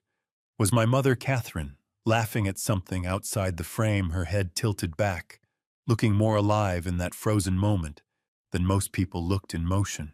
I moved slowly along the wall, hands at my sides, not touching anything. And then I found it. Near the center of the right-hand wall at eye level, in a frame slightly larger than the ones surrounding it, a photograph of a little boy, 4 or 5 years old, standing in the morning light of a garden I now recognized as the one outside. He was squinting into the sun. He was grinning. On his right wrist, catching the light, the bracelet. My bracelet. I reached up and pressed my fingertips to the glass, very lightly, and the contact, cool, hard, real, sent something moving through me that I couldn't have named if I'd tried. He put it there himself, Harold said from behind me. Center of the wall, eye level. He said it was so he'd see it every morning when he came downstairs. His voice was careful, steady, carrying something large inside it. He saw it every morning for 63 years, William. My eyes burned hot and fierce, and I blinked hard against it. Take me upstairs, I said. My voice came out rougher than I intended. I want to see the rest of it. Harold nodded. He led me toward the staircase, broad, curving the banister, worn smooth, where hands had rested on it for 130 years. At the top, a long hallway stretched in both directions. He turned right toward the far end, where the corridor ended at a single door. A bough of fresh magnolia had been laid across the threshold. White flowers just opened. Harold stopped in front of the door and turned to face me. "Are you ready?" he asked. My heart was knocking so hard I could feel it in my throat. I pressed my hand flat against my chest for a moment, steadying, grounding, and then I nodded. "Open it," I said. The hinges didn't creak. I noticed that immediately the door swung open on perfectly maintained hardware, smooth and silent. The kind of maintenance that doesn't happen by accident.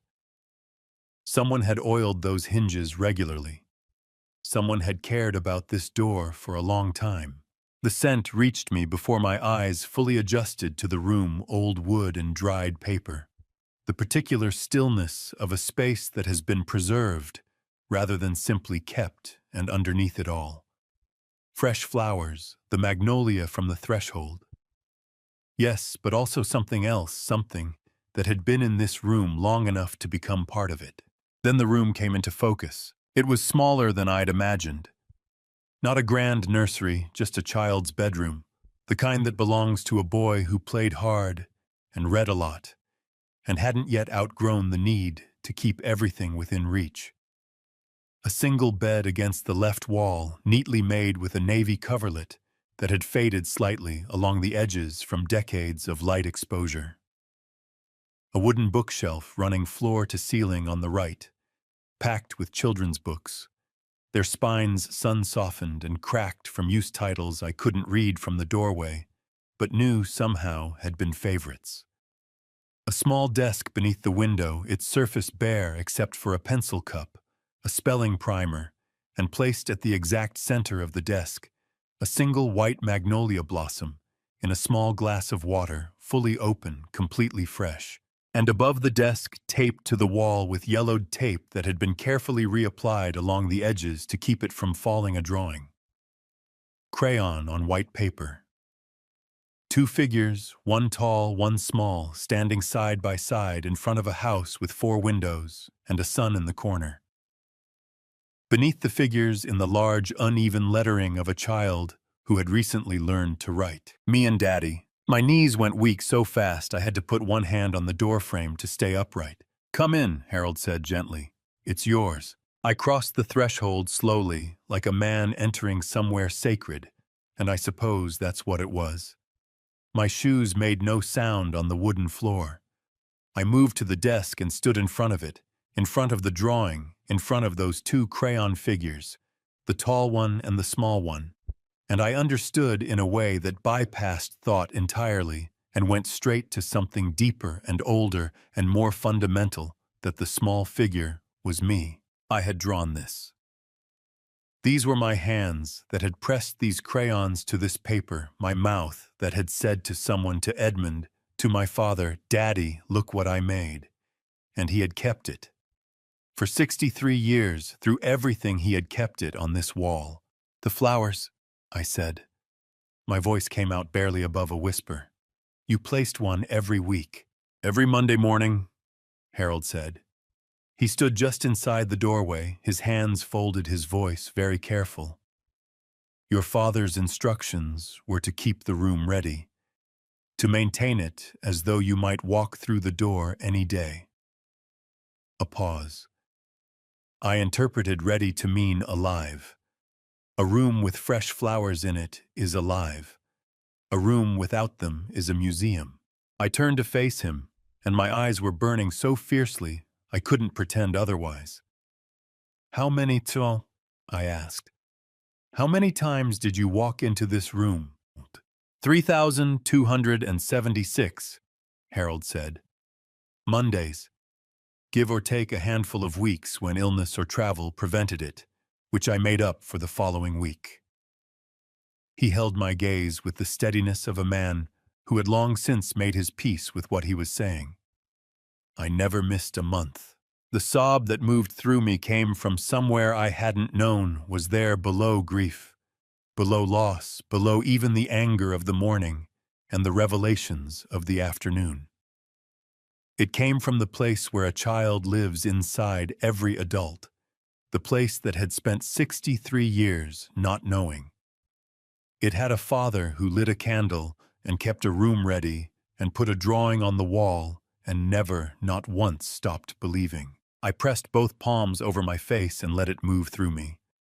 I couldn't have stopped it if I'd wanted to, and I didn't want to. Harold gave me the space of it, without flinching, without moving, without filling the silence with anything that would have made it smaller. When I finally lowered my hands, my face was wet, and my chest ached with something that was not entirely pain. I pulled the desk chair out and sat down in the chair that had once been mine at the desk where I had once sat and practiced letters and drawn pictures of my father and myself. And I looked at Harold. "Sit down," I said. "Oh, please." He crossed the room and sat on the edge of the bed I had slept in before everything went wrong, and looked at me with the patient attention of a man who understood that the next thing I was going to say was important. "You said last night that Ryan's actions were planned," I said. "Not panic, not desperation, planned." I held his gaze. "I need you to tell me everything now, not the financial records, not the insurance. I need to know what Ryan knew about who I am, about this family, about this house." My voice hardened at the edges. "Because a man who panics abandons his father in a hospital. A man who plans something buys an insurance policy first." I leaned forward. "So tell me, when did he know?" Harold's expression shifted. The gentleness of the last few minutes pulled back, replaced by something more measured, more serious. "That," he said, "is the part of this story that changes everything about how you understand what he did." He reached into the inside pocket of his jacket and removed a single folded sheet, a timeline I realized printed and annotated in Harold's neat hand. Ryan Carter discovered your real identity, Harold said, in January of 2023, 2 years and 3 months ago. He placed the sheet on the desk in front of me, and from that day forward, every decision he made was shaped by one question. He looked at me steadily. How do I make sure my father never finds out? The room felt like it had contracted around me. The ceiling lower, the walls closer. The faded crayon drawing on the wall suddenly the sharpest thing in my field of vision. He knew, I said. The words felt like stones dropping into still water. He knew who I was. He sat at my table and called me on my birthday and came to my apartment for Thanksgiving, and he knew. Yes, Harold said. He knew. The anger that rose in me then was different from everything that had come before, colder, quieter, and so much more total. Tell me how, I said. Tell me exactly how he found out. Harold unfolded the sheet. It started, he said, with your bracelet. The morning after I first stepped into that untouched childhood bedroom, I did not sleep. I sat in the leather armchair by the window, watching the live oak trees outside sway in the March wind, their Spanish moss trailing like silver curtains in the dark. My chest would not stop hurting, not from the fall, not from the coma, but from the weight of everything Harold had told me in that room.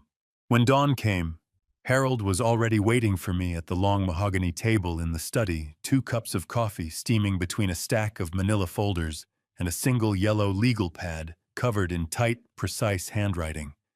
He pushed 1 cup toward me the moment I sat down. You didn't rest, he said, not a question. How could I? My voice came out rougher than I expected, scraped raw. You told me my son knew who I really was. You told me he knew for over 2 years and said nothing. I need to understand every single step of what he did. Harold set down his coffee, folded his hands on the table, and held my gaze with those steady gray eyes of his. Then let me walk you through it, all of it, from the beginning. He opened the first folder and slid it across to me. Inside was a photograph, a printout slightly grainy, taken from what looked like security camera footage. The image showed Ryan younger looking than I'd seen him recently, standing inside what appeared to be a storage unit. He was holding something small up toward the light. My stomach dropped. I leaned in closer. Is that your bracelet? Harold confirmed, his voice measured and even. Or rather, a photograph of it. He took that image on January 14th, 2023, 2 years and 3 months ago. I pressed my fist to my sternum like I could physically stop my heart from cracking. How did he even find it? You had it in a tin box, Harold said carefully. In the back of the closet at your North Charleston house. Ryan was helping you sort through some things after you had a mild dizzy spell. Do you remember? You asked him to bring down some old papers. I did remember. I closed my eyes for a second, and the memory surfaced with awful clarity, me sitting on the couch, head still spinning, telling Ryan which box to grab. I had not thought twice about it. He was my son. I trusted him with my home, my belongings, my entire small life. He found the tin, I said, my voice hollow. He found the tin, Harold repeated, and inside it was the bracelet and the single photograph of you as a child that Martha had apparently kept and left with you at the orphanage. He recognized the Ashford family crest engraved on the bracelet. Immediately he had seen it before. I jerked my head up. He'd seen it before. Harold's expression hardened almost imperceptibly. Ryan had been working at Ashford Capital Group for 4 years at that point, a position Amber had specifically encouraged him to pursue 2 years into their relationship, after she had researched the firm's ownership structure and noted the unresolved estate. He was Senior Vice President of Portfolio Management. The Ashford family crest appears on the company letterhead on the lobby wall on every official document he had handled for 4 years. He tapped the folder. He knew exactly what that crest meant. My hands were shaking. I pressed them flat against the table to stop them, but the trembling went all the way up my arms. So he looked at that bracelet and he knew. He knew the crest. He did not yet know what it meant in relation to you. Harold paused, letting the precision of that distinction land. So he did what a calculating man does. He researched, quietly, carefully over several weeks. He cross-referenced the orphanage records, what little public record existed before the 1978 fire, with Ashford Capital's historical filings. He found a reference to Edmund Ashford's missing son, the open estate, the standing search. And then he understood. My throat tightened until I could barely push the words out.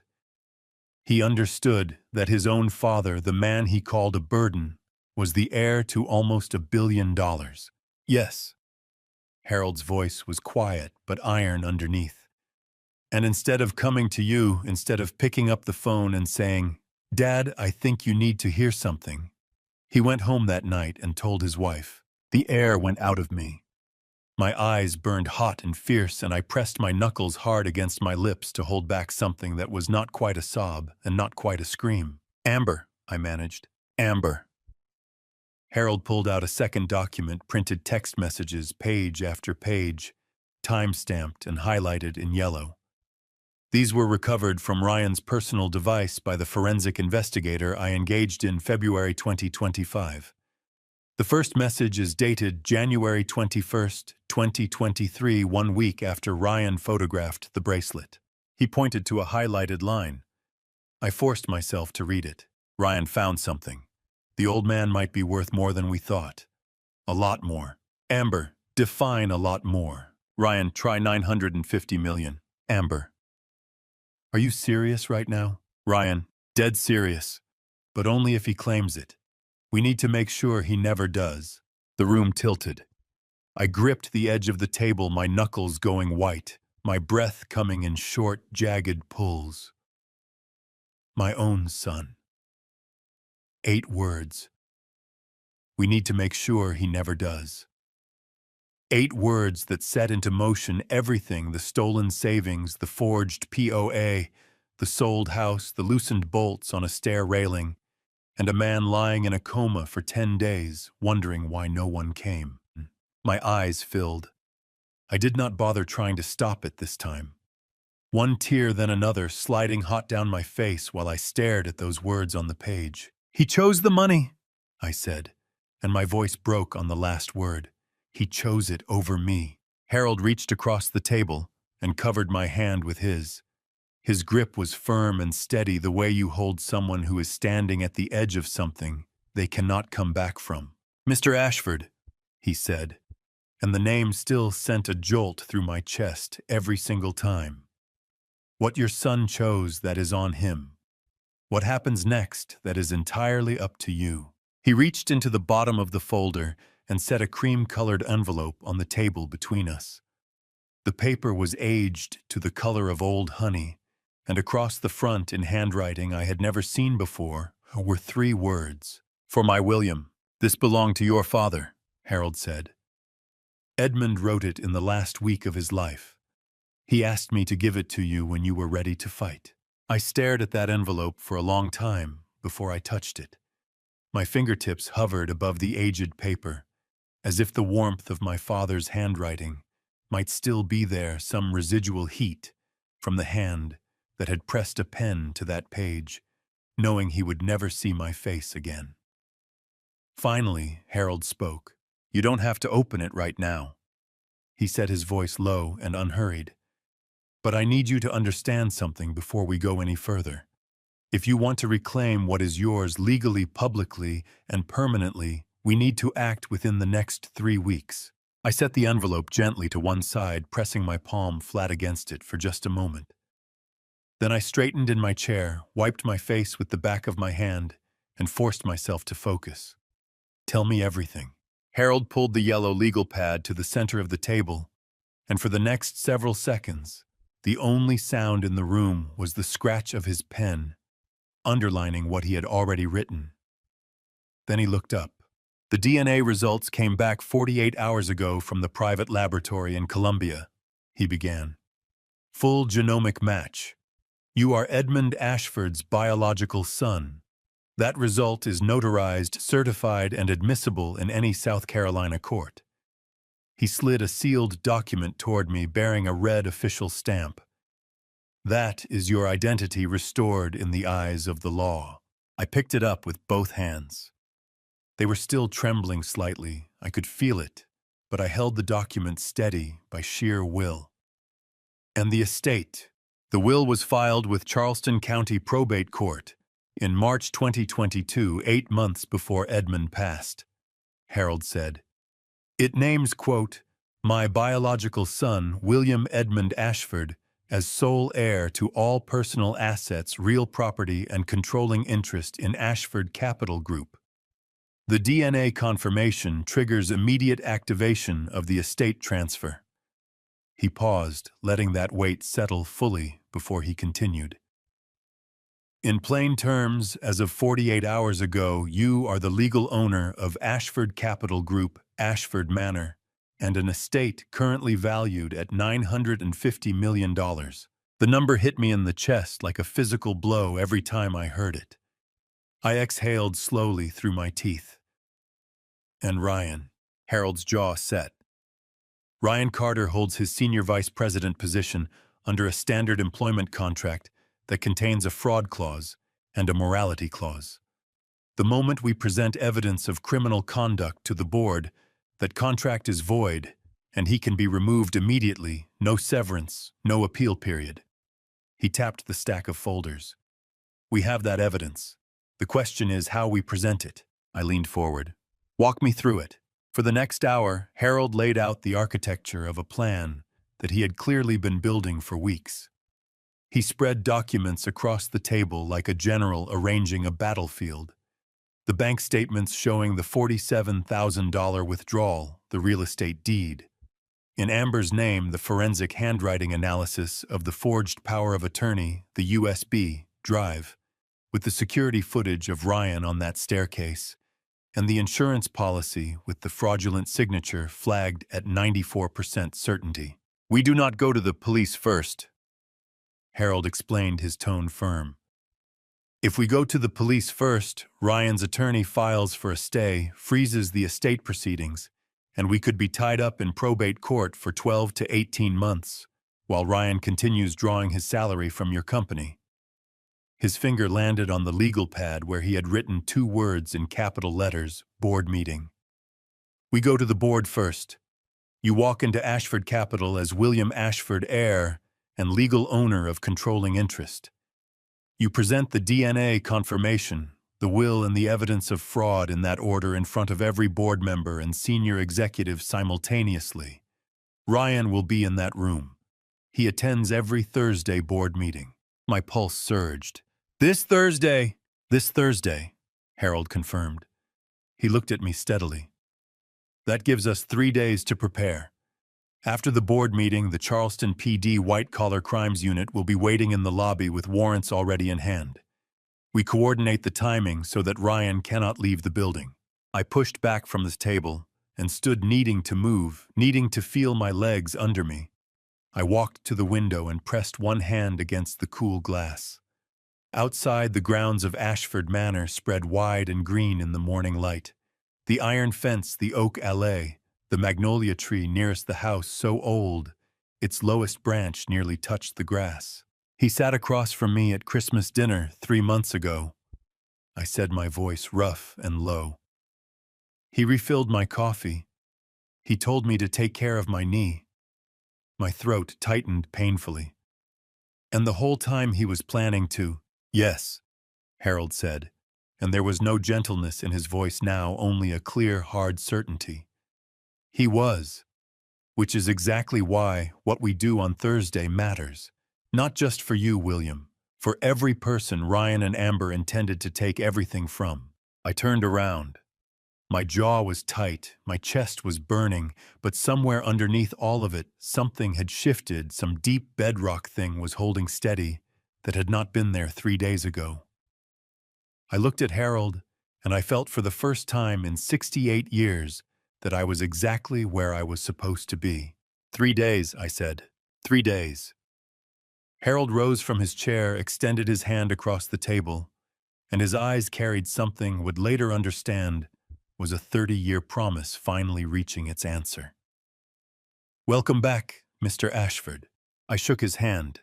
My grip was firm, my eyes were dry, and through the window, the South Carolina sun climbed higher, over the live oak trees, slow and golden, and completely indifferent to the storm that was 3 days away. I am about to walk you through the moment. Everything finally came to light, the boardroom, the evidence, and the look on my son's face when he understood it was over. Before I do, drop 13 in the comments, so I know you are still here. You have come this far with me. I do not want to lose you now. Brief note, some scenes in this story were constructed for storytelling clarity and emotional impact. If you have concerns about fictional content, this is a natural pause point, though I hope you will stay. 3 days passed, the way a held breath passes, slow, pressurized, and impossible to sustain. Harold had a charcoal suit laid out for me on the morning of Thursday, March 27th. It was hanging on the back of the bedroom door when I woke at 5:30, and I stood in front of it for nearly a full minute before I touched it.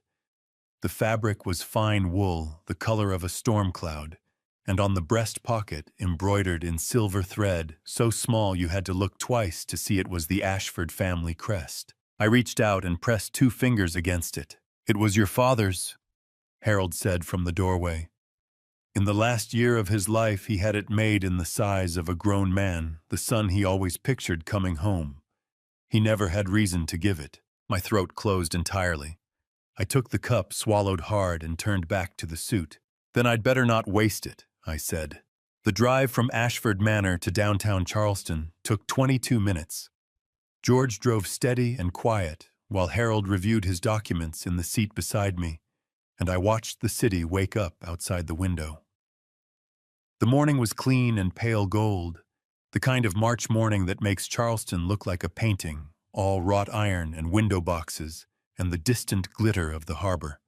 I had driven through this city 10,000 times in my life, as Joseph Carter, a warehouse worker with bad knees and a modest savings account, and a son I would have done anything for. This was the first time I drove through it as William Ashford. "Tell me about Margaret Holloway," I said, breaking the quiet.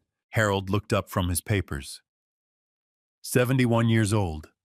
She has served on the Ashford Capital Board for 19 years. She was appointed by your father in 2006. She was the only board member Edmund told about you. Not the full story, but enough. He paused. She knows a search was ongoing. She knows what the DNA result means. She will not be surprised to see you. And the others, 7 board members total. 3 senior executives, including Ryan. Harold's voice stayed level, but something in his jaw tightened. None of them know what today is. As far as they are aware, this is a standard Thursday board meeting quarterly portfolio review. He closed his folder. Ryan submitted his agenda items yesterday. He sent them from his office computer at 4:47 in the afternoon. I turned to look at Harold. He has no idea. None, Harold said. And for just a moment, something that was not quite satisfaction moved behind his gray eyes. None whatsoever. Ashford Capital Group occupied the top 4 floors of a restored Beaux-Arts building on Broad Street, 2 blocks from the waterfront. The lobby was high-ceilinged and marble-floored with the family crest set into the floor in black and gold mosaic large enough that you had to step around it or directly over it, depending on who you were. I stepped over it. The security desk was manned by a young woman in a navy blazer who looked up as we entered and opened her mouth to deliver a standard visitor greeting. Then her eyes dropped to my breast pocket, to the embroidered crest, and something shifted in her expression. She closed her mouth. She straightened. "Good morning, sir," she said, and her voice had changed entirely. Harold stepped forward before I could respond. Harold Bennett, Chief Counsel and Executor of the Edmund Ashford Estate. "We have a 9 o'clock with Ms. Holloway." He set a business card on the desk without being asked. The elevator ride to the 41st floor took less than a minute, but my heart was working hard the entire way up. Not from fear, I had moved past fear sometime in the middle of the night, lying awake in Edmund's house holding that cream-colored envelope against my chest. What I felt now was something older and more complicated, a kind of reckoning. The sense that 68 years of a life lived under the wrong name were pressing up behind me like a wave, and I was finally turning around to face it. Margaret Holloway met us in the corridor outside the boardroom. She was a tall woman, silver-haired and sharp-eyed, dressed in charcoal and pearls, and she moved with the kind of measured authority that came from 2 decades of holding a room together. When she saw me, she stopped walking. Her eyes went to my face, then to the crest on my pocket, then back to my face, and her chin lifted slightly, the way a person's does when they are fighting to keep their composure. "Mr. Ashford," she said, and her voice was completely steady except for the faintest tremor on the last syllable. "Miss Holloway?" I extended my hand and she took it with both of hers and held it for just a moment longer than a handshake required. "Edmund talked about you," she said quietly. "For years he talked about you. He never stopped believing." She released my hand and pressed her lips together briefly, pulling herself back to the formality the moment required. "The room is ready. Everyone is inside." She glanced at Harold. "The materials are loaded on the presentation system as you requested." "Thank you, Margaret," Harold said. She nodded once turned and pushed open the heavy mahogany door. The boardroom was long and paneled in dark wood, with a wall of floor-to-ceiling windows overlooking the harbor. Morning light flooded in from the east, catching the surface of the conference table, a long expanse of polished walnut, surrounded by leather chairs, most of them already occupied. Board members in suits, executives with laptops, an assistant near the far wall taking notes. And at the far end of the table in the chair that faced the door, a man in a charcoal jacket with a blue pocket square was leaning back with the easy posture of someone who believed this room belonged to him. Ryan. He was scrolling through something on his phone when the door opened. He looked up with the automatic, half-attentive expression of a person expecting a colleague, and then his eyes found me. The phone dropped 2 inches in his hand. I watched the color leave his face in real time. I watched his lips part. I watched his eyes dart to Harold, then back to me, then to the crest on my breast pocket. And I saw the exact moment the recognition arrived, not just recognition of his father's face, but recognition of what that face in this room, in this suit, on this morning meant. His hand gripped the edge of the table. "Dad." The word came out as barely a sound, cracked and airless, like a man who has just realized the ground beneath him is not solid. I walked to the head of the table, the opposite end from Ryan, and I set both hands flat on the polished walnut surface and looked at every face in that room one by one until I had seen all of them. Then I spoke. "My name," I said, and my voice did not shake, "is William Edmund Ashford, and I am home." The silence that followed those words lasted exactly 3 seconds. I counted them in my own heartbeat, and then the room erupted. 2 board members spoke at once. An executive half rose from his chair. Margaret Holloway moved to the presentation panel without a word and pressed a single button, and the screen behind me lit up with the first document, the DNA certification red-stamped and notarized from the private laboratory in Colombia. Harold was already moving. He set his briefcase on the table, unlatched it with 2 precise clicks, and began distributing document packets to every seat, thick, tabbed, color-coded. His movements were unhurried, almost ceremonial, the way a man moves when he has rehearsed something 10,000 times, and the moment has finally come. I kept my eyes on Ryan. Ryan had not moved from his chair. His hand was still braced against the edge of the table, knuckles, pale jaw working like he was trying to find the architecture of a sentence and kept losing it.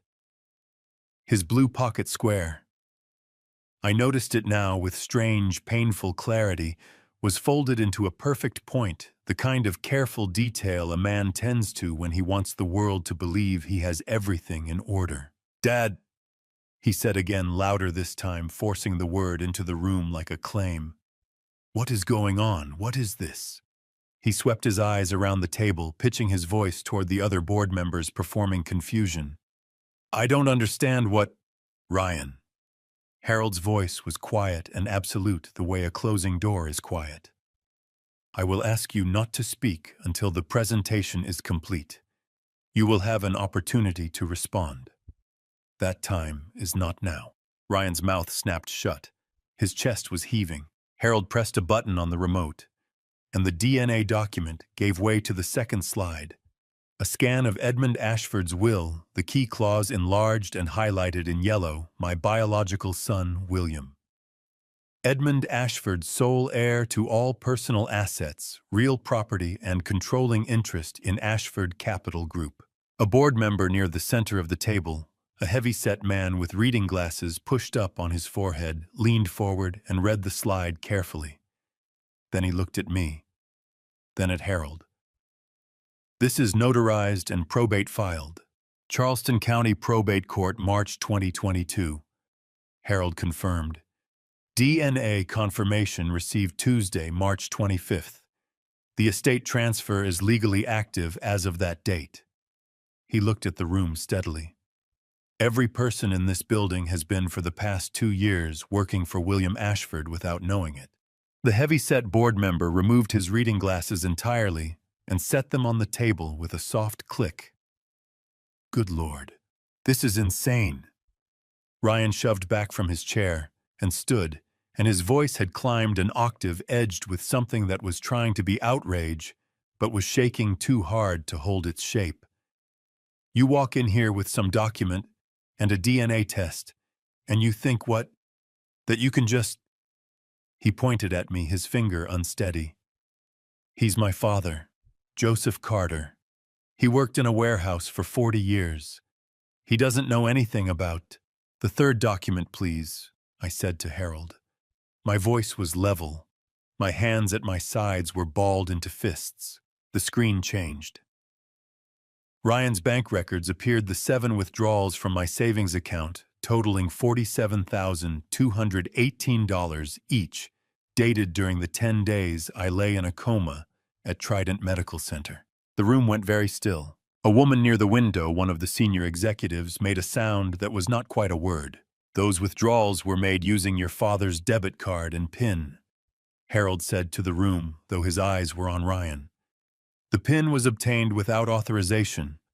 Under South Carolina law, that constitutes felony financial exploitation of a vulnerable adult. Ryan's face had gone from white to a blotched, ugly red. I was covering expenses while he was… The fourth document, I said. The real estate deed appeared. Ryan Carter and Amber Carter. 412 Millbrook Drive, North Charleston. Purchase price $155,000. Dated during my hospitalization. Financed using a power of attorney bearing my signature. Harold advanced the slide. Forensic handwriting analysis. 94% certainty of forgery. The signature does not match any verified sample of Mr. Ashford's handwriting across a 20-year document history. Ryan's hand came up and covered his mouth. He was breathing hard through his nose, his eyes moving rapidly around the table, like a man calculating which exits were still open. Finding none. Ryan. I spoke his name, and something in my chest tore open. When I said it, not with anger, but with a grief so enormous I could barely contain it inside my body. My eyes burned. My voice was steady only because I forced it to be. Look at me. He looked at me. His eyes were glassy, the muscles around them tight with something that was not yet remorse but was close to it, the look of a man watching the story. He told himself, about himself, come apart in real time. The fifth document, Harold said quietly. The screen changed one final time, and the room, every person in it, went absolutely rigid. It was the security footage still frame from the staircase at 412 Millbrook Drive, time-stamped 3 days before my fall.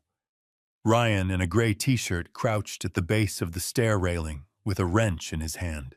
Then Harold advanced to the text message transcript.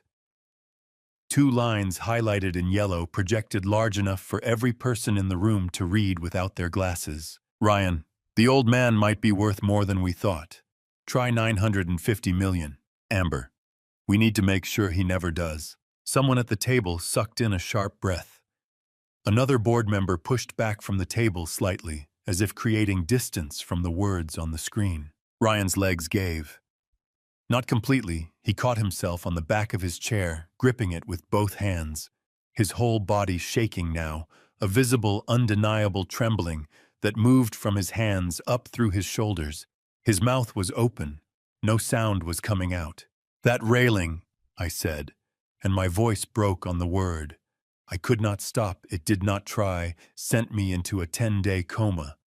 I woke up alone in a hospital room with a note on the bedside table telling me I was a burden. My eyes were burning so fiercely I could barely see him. You wrote that note, Ryan. You sold my house. You took my savings, and you stood in that stairwell with a wrench, and you made a choice. A tear ran down my face. I did not wipe it away. The Charleston Police Department White-Collar Crimes Unit and the Violent Crimes Division are currently in the lobby of this building, Harold said. He looked at Ryan with an expression that contained no cruelty and no triumph, only the exhausted, unshakable finality of a man who has been working toward one moment for 30 years. They have warrants for your arrest. Felony financial exploitation, forgery, property fraud, and 1 count of reckless endangerment causing grievous bodily harm. A simultaneous warrant is being executed at your home address for Amber Carter. The door at the far end of the boardroom opened. 2 officers in plain clothes entered, badges visible, and the sound of their footsteps on the hardwood floor was the loudest thing I had ever heard. Ryan looked at me one last time. His face had crumpled entirely, the careful pocket square, the practiced confidence, all of it dissolved, and what was left underneath was something I had not seen on my son's face since he was very young. It looked almost like a child who knew he had done something that could not be taken back. Dad, his voice shattered on the word. I know, I said, and I meant it. I meant all of it, the grief, the love that had not died, even now, the absolute heartbroken certainty that what was happening was right. The officers reached him. The door closed behind the officers, and Ryan, and for 3 full seconds, nobody in that boardroom made a sound, not because they had nothing to say, but because the weight of what had just happened was still settling over the room like dust after a building comes down. Then Margaret Holloway cleared her throat, and every head turned toward her. Ladies and gentlemen, she said, and her voice was granite steady, the voice of a woman who had chaired difficult meetings for 19 years and intended to chair this one through to its conclusion. We have just witnessed the presentation of DNA-verified identity documentation, a probate-filed will and material evidence of multiple felonies committed by a sitting officer of this company. She looked around the table, meeting each pair of eyes in turn. I move that we formally recognize William Edmund Ashford as the legal owner of controlling interest in Ashford Capital Group, effective immediately pending the completion of estate transfer filings already in progress with Charleston County Probate Court. The heavyset board member, I would later learn his name was Frank Doyle, 22 years on the board, raised his hand without hesitation. Seconded, Harold leaned toward me and said quietly, "You need to vote yes." Yes, I said.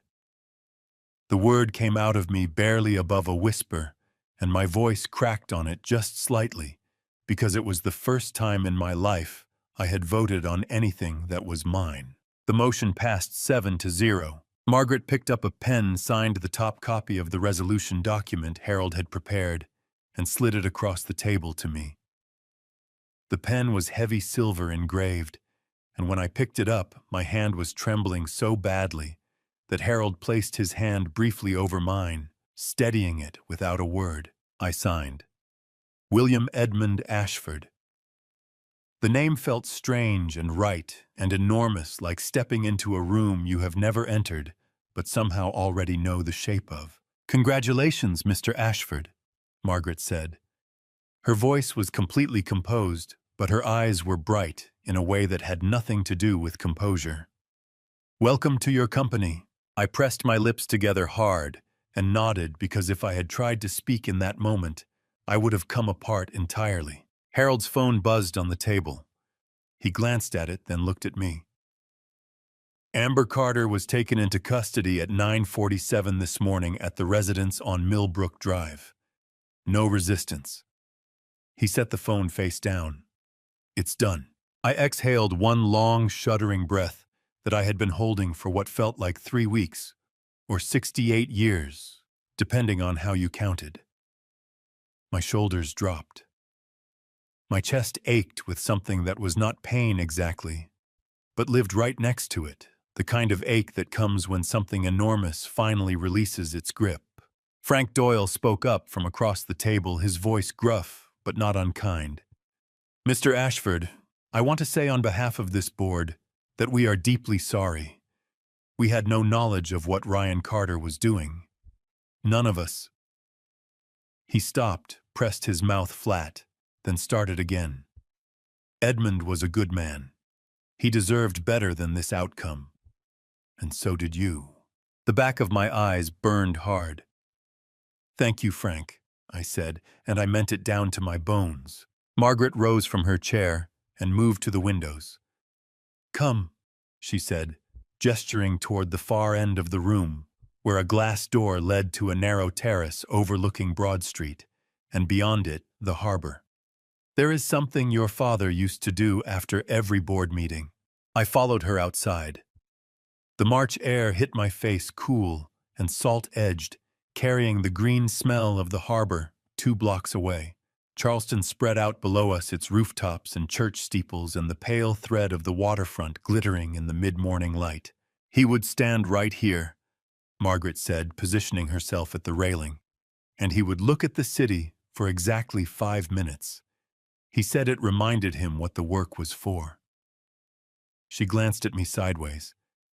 "He said a man who forgets what he is building toward is just a man who is busy." My throat tightened painfully. I gripped the terrace railing with both hands and looked out at the city, my father's city, the city I had driven through 10,000 times without knowing it, carried my name, and I felt something shift inside me so deep and so final that I knew with absolute certainty that Joseph Carter was gone. Not erased, not forgotten, but finished. I was William Ashford. I was standing on the building my father built in the suit he made for me with the sun on my face and 63 years of lost time pressing at my back. And I was still standing. When I turned back inside, Harold was waiting by the door, his briefcase closed, his expression carrying the particular quiet of a man whose longest task is nearly complete. He reached into the inner breast pocket of his jacket and drew out the cream-colored envelope aged honey paper, the handwriting I had not yet let myself study closely, and held it out to me.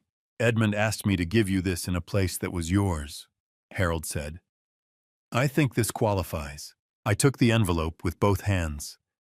I pressed it flat against my chest for a moment, felt the slight give of the folded pages inside the thickness of 63 years of words. "Thank you, Harold," I said.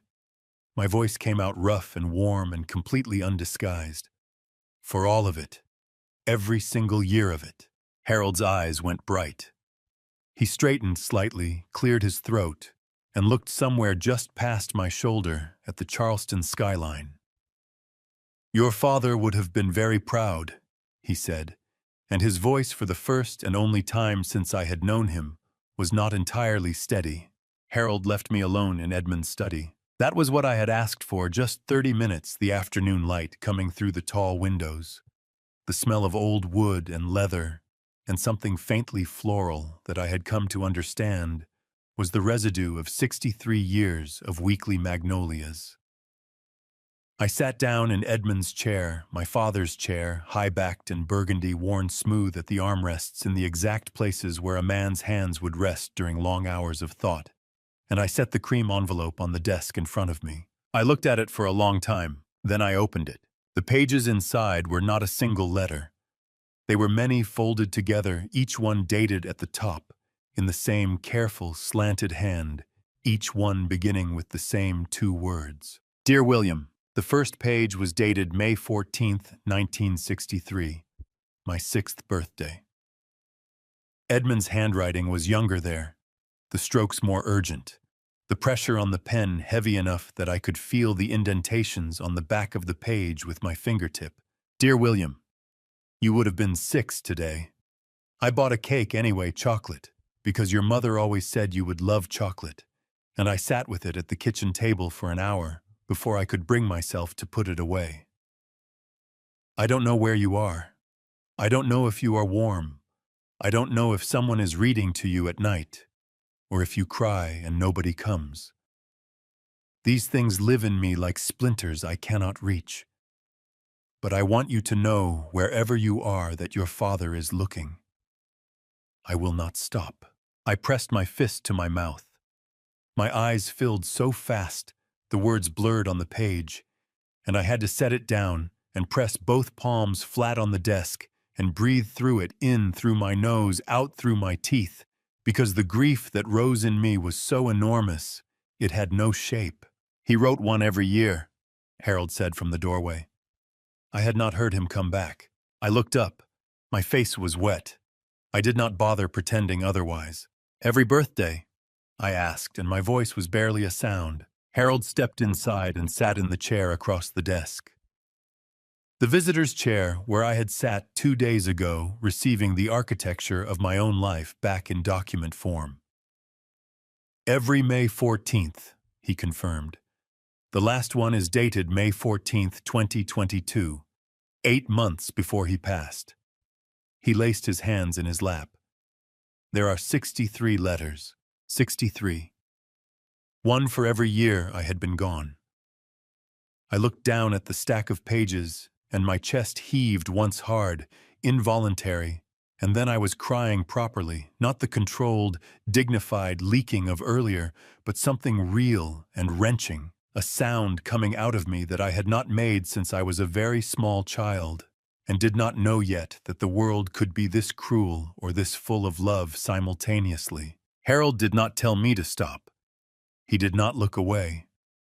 He sat with me the way a person sits with grief present and steady and quiet, without being absent. When I could breathe again, I wiped my face with the back of my hand and picked up a page from near the middle of the stack. May 14th, 1989. I would have been 32. Dear William, I promoted a young attorney today, Harold Bennett. Sharp mind, loyal heart. I told him about you, only a little. He asked if he could help with the search. I told him the search never stops. He said he understood. I believe he did. I hope you are well wherever you are. I hope you have someone who makes you laugh. I hope so many things for you, son. I always have. He told you about me in 1989, I said, looking up at Harold. Harold's jaw worked briefly. He did. I was 31 years old, and I had just made chief counsel, and he called me into this office. He gestured at the room around us, and he sat exactly where you are sitting, and he showed me the photograph of you as a boy. He said, Harold, I have one task that matters more than every other task in this building combined. Don't let me die without finishing it. Harold's voice recovered. I told him I wouldn't. That was 34 years ago. I set down the letter and pressed both hands over my face for a moment. The magnitude of it, 34 years of Harold's life, devoted to a promise made to a grieving father, settled over me like something physical, something I could feel on my skin. Harold. I dropped my hands and looked at him directly. Why, you could have stepped back at any point. After the orphanage records burned. After the first 10 years. After 20. Why didn't you? Harold considered the question with the seriousness it deserved. Then he said, because Edmund never did. He met my eyes. And because some promises are not the kind you can put down. I nodded slowly. My throat was too full to produce words for a moment. When they came, they were simple ones, the only ones that were adequate. "Thank you," I said. "Harold, thank you." He nodded once, pressed his lips together, and looked at the window. I picked up the last letter in the stack. May 14th, 2022. Edmund's handwriting was slower here, the strokes less even, the hand of an old man, a sick man, but the same man who had written the first line in 1963 with a heavy pen at a kitchen table with an uneaten birthday cake. "Dear William, I am 68 years old today. So are you. Can you imagine that? My boy, 68 years old. I don't know what your face looks like now. I don't know if your hair went gray early the way mine did, or if you kept it dark like your mother. I don't know if you found happiness. I pray you did. I pray every single day that wherever life put you, there was some version of happiness in it. I am leaving everything to you, all of it. Not because of the money is nothing. It is just numbers, but because this company is the thing I built while I was waiting for you to come home. I built it so that when you returned, there would be something worthy of the Ashford name waiting for you. Come home, William. It is not too late. It was never too late. I love you. I have always loved you. Your father, Edmund. I set the letter down very carefully on the desk in front of me. My hands were shaking so hard that the page trembled as I released it. "Harold," I said, and my voice was wrecked and quiet and completely honest. "I want to do something for the people who never found their way home, for the people who woke up in the wrong life and didn't have a Harold, didn't have a letter." I looked up at him. "I want to create a foundation, the Second Chance Foundation. Real support, legal aid, housing, family reconnection services. Real help." Harold's expression moved through something surprise, then warmth, then something that looked very much like Edmund Ashford in a 34-year-old memory, saying some promises are not the kind you can put down. "Edmund would have loved that," Harold said, and this time he did not try to keep his voice steady. "Good." I pressed my palms flat on my father's desk, felt the worn wood solid under my hands, and looked around the room that had waited 63 years for me to fill it. Then let's begin.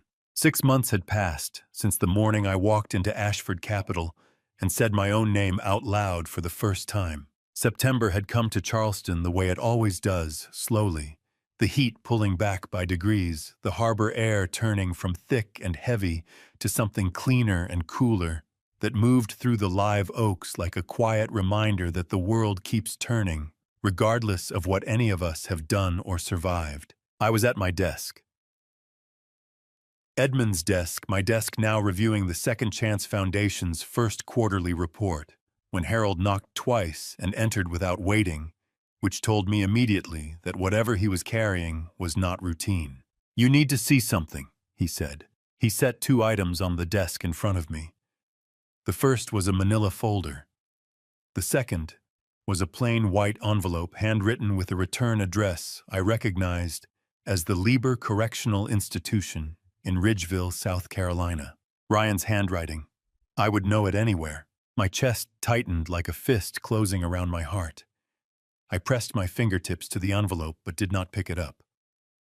"What's in the folder first?" I said. Harold opened it. "Amber Carter filed for divorce on August 3rd. He said, his voice measured and careful. "The petition was granted on an uncontested basis 11 days ago. Under the terms of the settlement, she retained the Millbrook Drive property, the house purchased with your money, along with all joint bank accounts and Ryan's personal investment portfolio." Harold paused. Ryan's attorney attempted to challenge the asset division from his cell. The court dismissed it. Another pause. "He has nothing, William. Not a dollar." The irony of it was so complete and so savage that I did not know whether to laugh or to grieve. The man who had taken everything from me to give to Amber had been left with nothing by the very same woman. I pressed my knuckles briefly against my lips and stared at the desk surface. "She planned that too, didn't she?" I said. "It was not a question. From the beginning," Harold said quietly. "Her attorney structured the prenuptial agreement to favor her position in the event of Ryan's criminal conviction. She anticipated it." He closed the folder.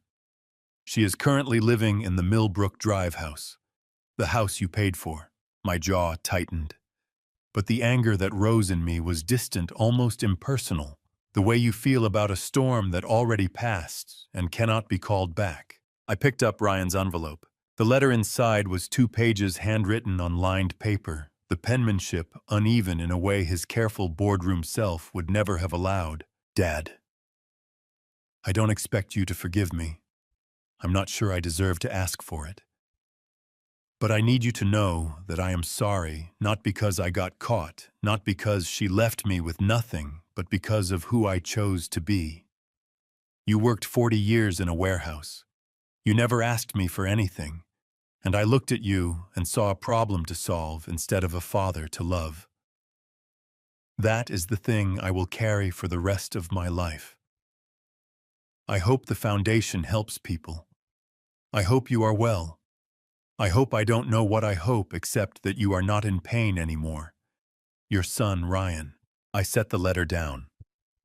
My eyes were burning, not with rage, not with grief exactly, but with something quieter and more final. The love that had not died even in the boardroom, the love that had cracked my voice when I said his name to the officers. It was still there. Reduced, reshaped, carrying scar tissue, but still there. "Harold," I said, "I'm going to write him back." Harold's expression shifted, surprised, then something warmer than surprise. He reached into his jacket pocket and set a small velvet pouch on the desk between us. "Before you do," he said, "there is one more thing." I opened the velvet pouch with hands that were not entirely steady. Inside, resting against the dark fabric, was a silver bracelet, narrow-gauged, handcrafted, unmistakably made by the same hand that had made the one on my wrist. Not identical. A companion piece. Where mine bore the Ashford crest on its face, this one bore an inscription along its inner band, 6 words, engraved so small I had to hold it close to the window light to read them. I looked up at Harold. My throat had closed entirely. "Your father had it made in 1961, Harold said, and his voice was soft and unhurried, the voice of a man delivering the last piece of a story he has been tending for 30 years. He wore his half every day until the morning he went into hospice. He asked me to keep the other half until I found you." Harold's chin lifted slightly. "I have been carrying it for 2 years and 3 months. I held the new bracelet beside my own in the window light, one in each hand, and I read the inscription on the inside band slowly, my lips barely moving. An Ashford is never truly lost. I pressed it against my chest with both hands, my eyes closing, my breath coming in long and unsteady. The bracelet on my wrist had told me who I was for 67 years, without my knowing it. This one made by a father who had pictured the man his son would grow into, who had ordered it crafted and kept it waiting in a velvet pouch for decades, told me something different. It told me he had always believed I was coming home. My shoulders shook. I pressed both hands over my mouth and bent forward over the desk and let it come, not the sharp, jagged grief of the hospital room or the boardroom, but something different, something that had warmth in it alongside the pain, something that felt like arriving.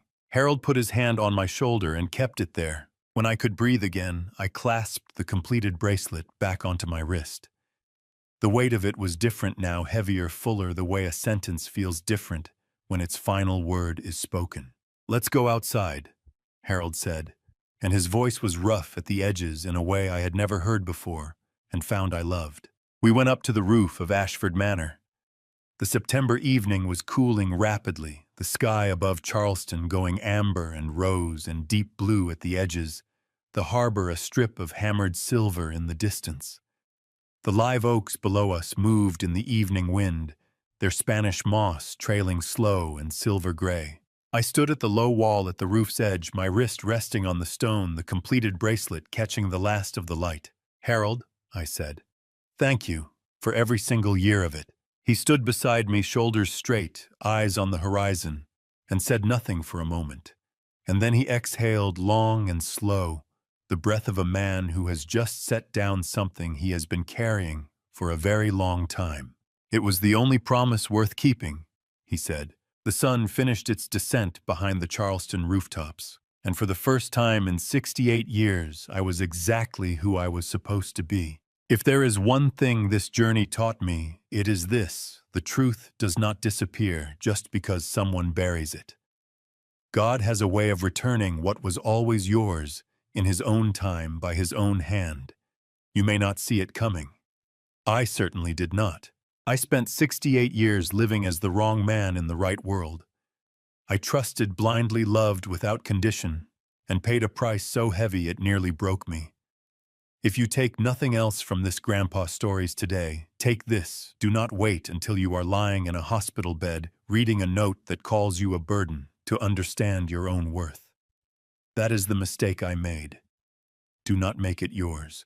I have sat with this family story long enough to say, it plainly hollows a person out from the inside. Ryan had everything a son could need, and he chose more. Amber calculated every move, and in the end, she won nothing worth keeping. In my personal opinion, the cruelest poverty is not an empty wallet. It is an empty conscience. These are the things I believe now. At 68 years old, standing on the roof of a house that carries my name, love outlasts betrayal, loyalty outlasts time, and an honest life, however small, is worth more than a stolen fortune. This has been my Grandpa Stories, raw, painful, and real. If something here stayed with you, leave a comment below and tell me which moment hit hardest. Share this family story with someone who needs to hear it today. And if you want more stories like this one, subscribing to this channel is the kindest thing you can do for an old man who finally found his way home. Thank you truly deeply for staying with me until the very end of this family story. It means more than you know. And one final note: some upcoming stories on this channel contain fictional elements crafted solely for storytelling and reflection. They are built to inspire, not to mislead. If that is not the content for you, no hard feelings, step away and find what feeds your soul. But if you choose to stay, I promise you this: every story will be told with honesty, heart, and the kind of truth that only time can teach.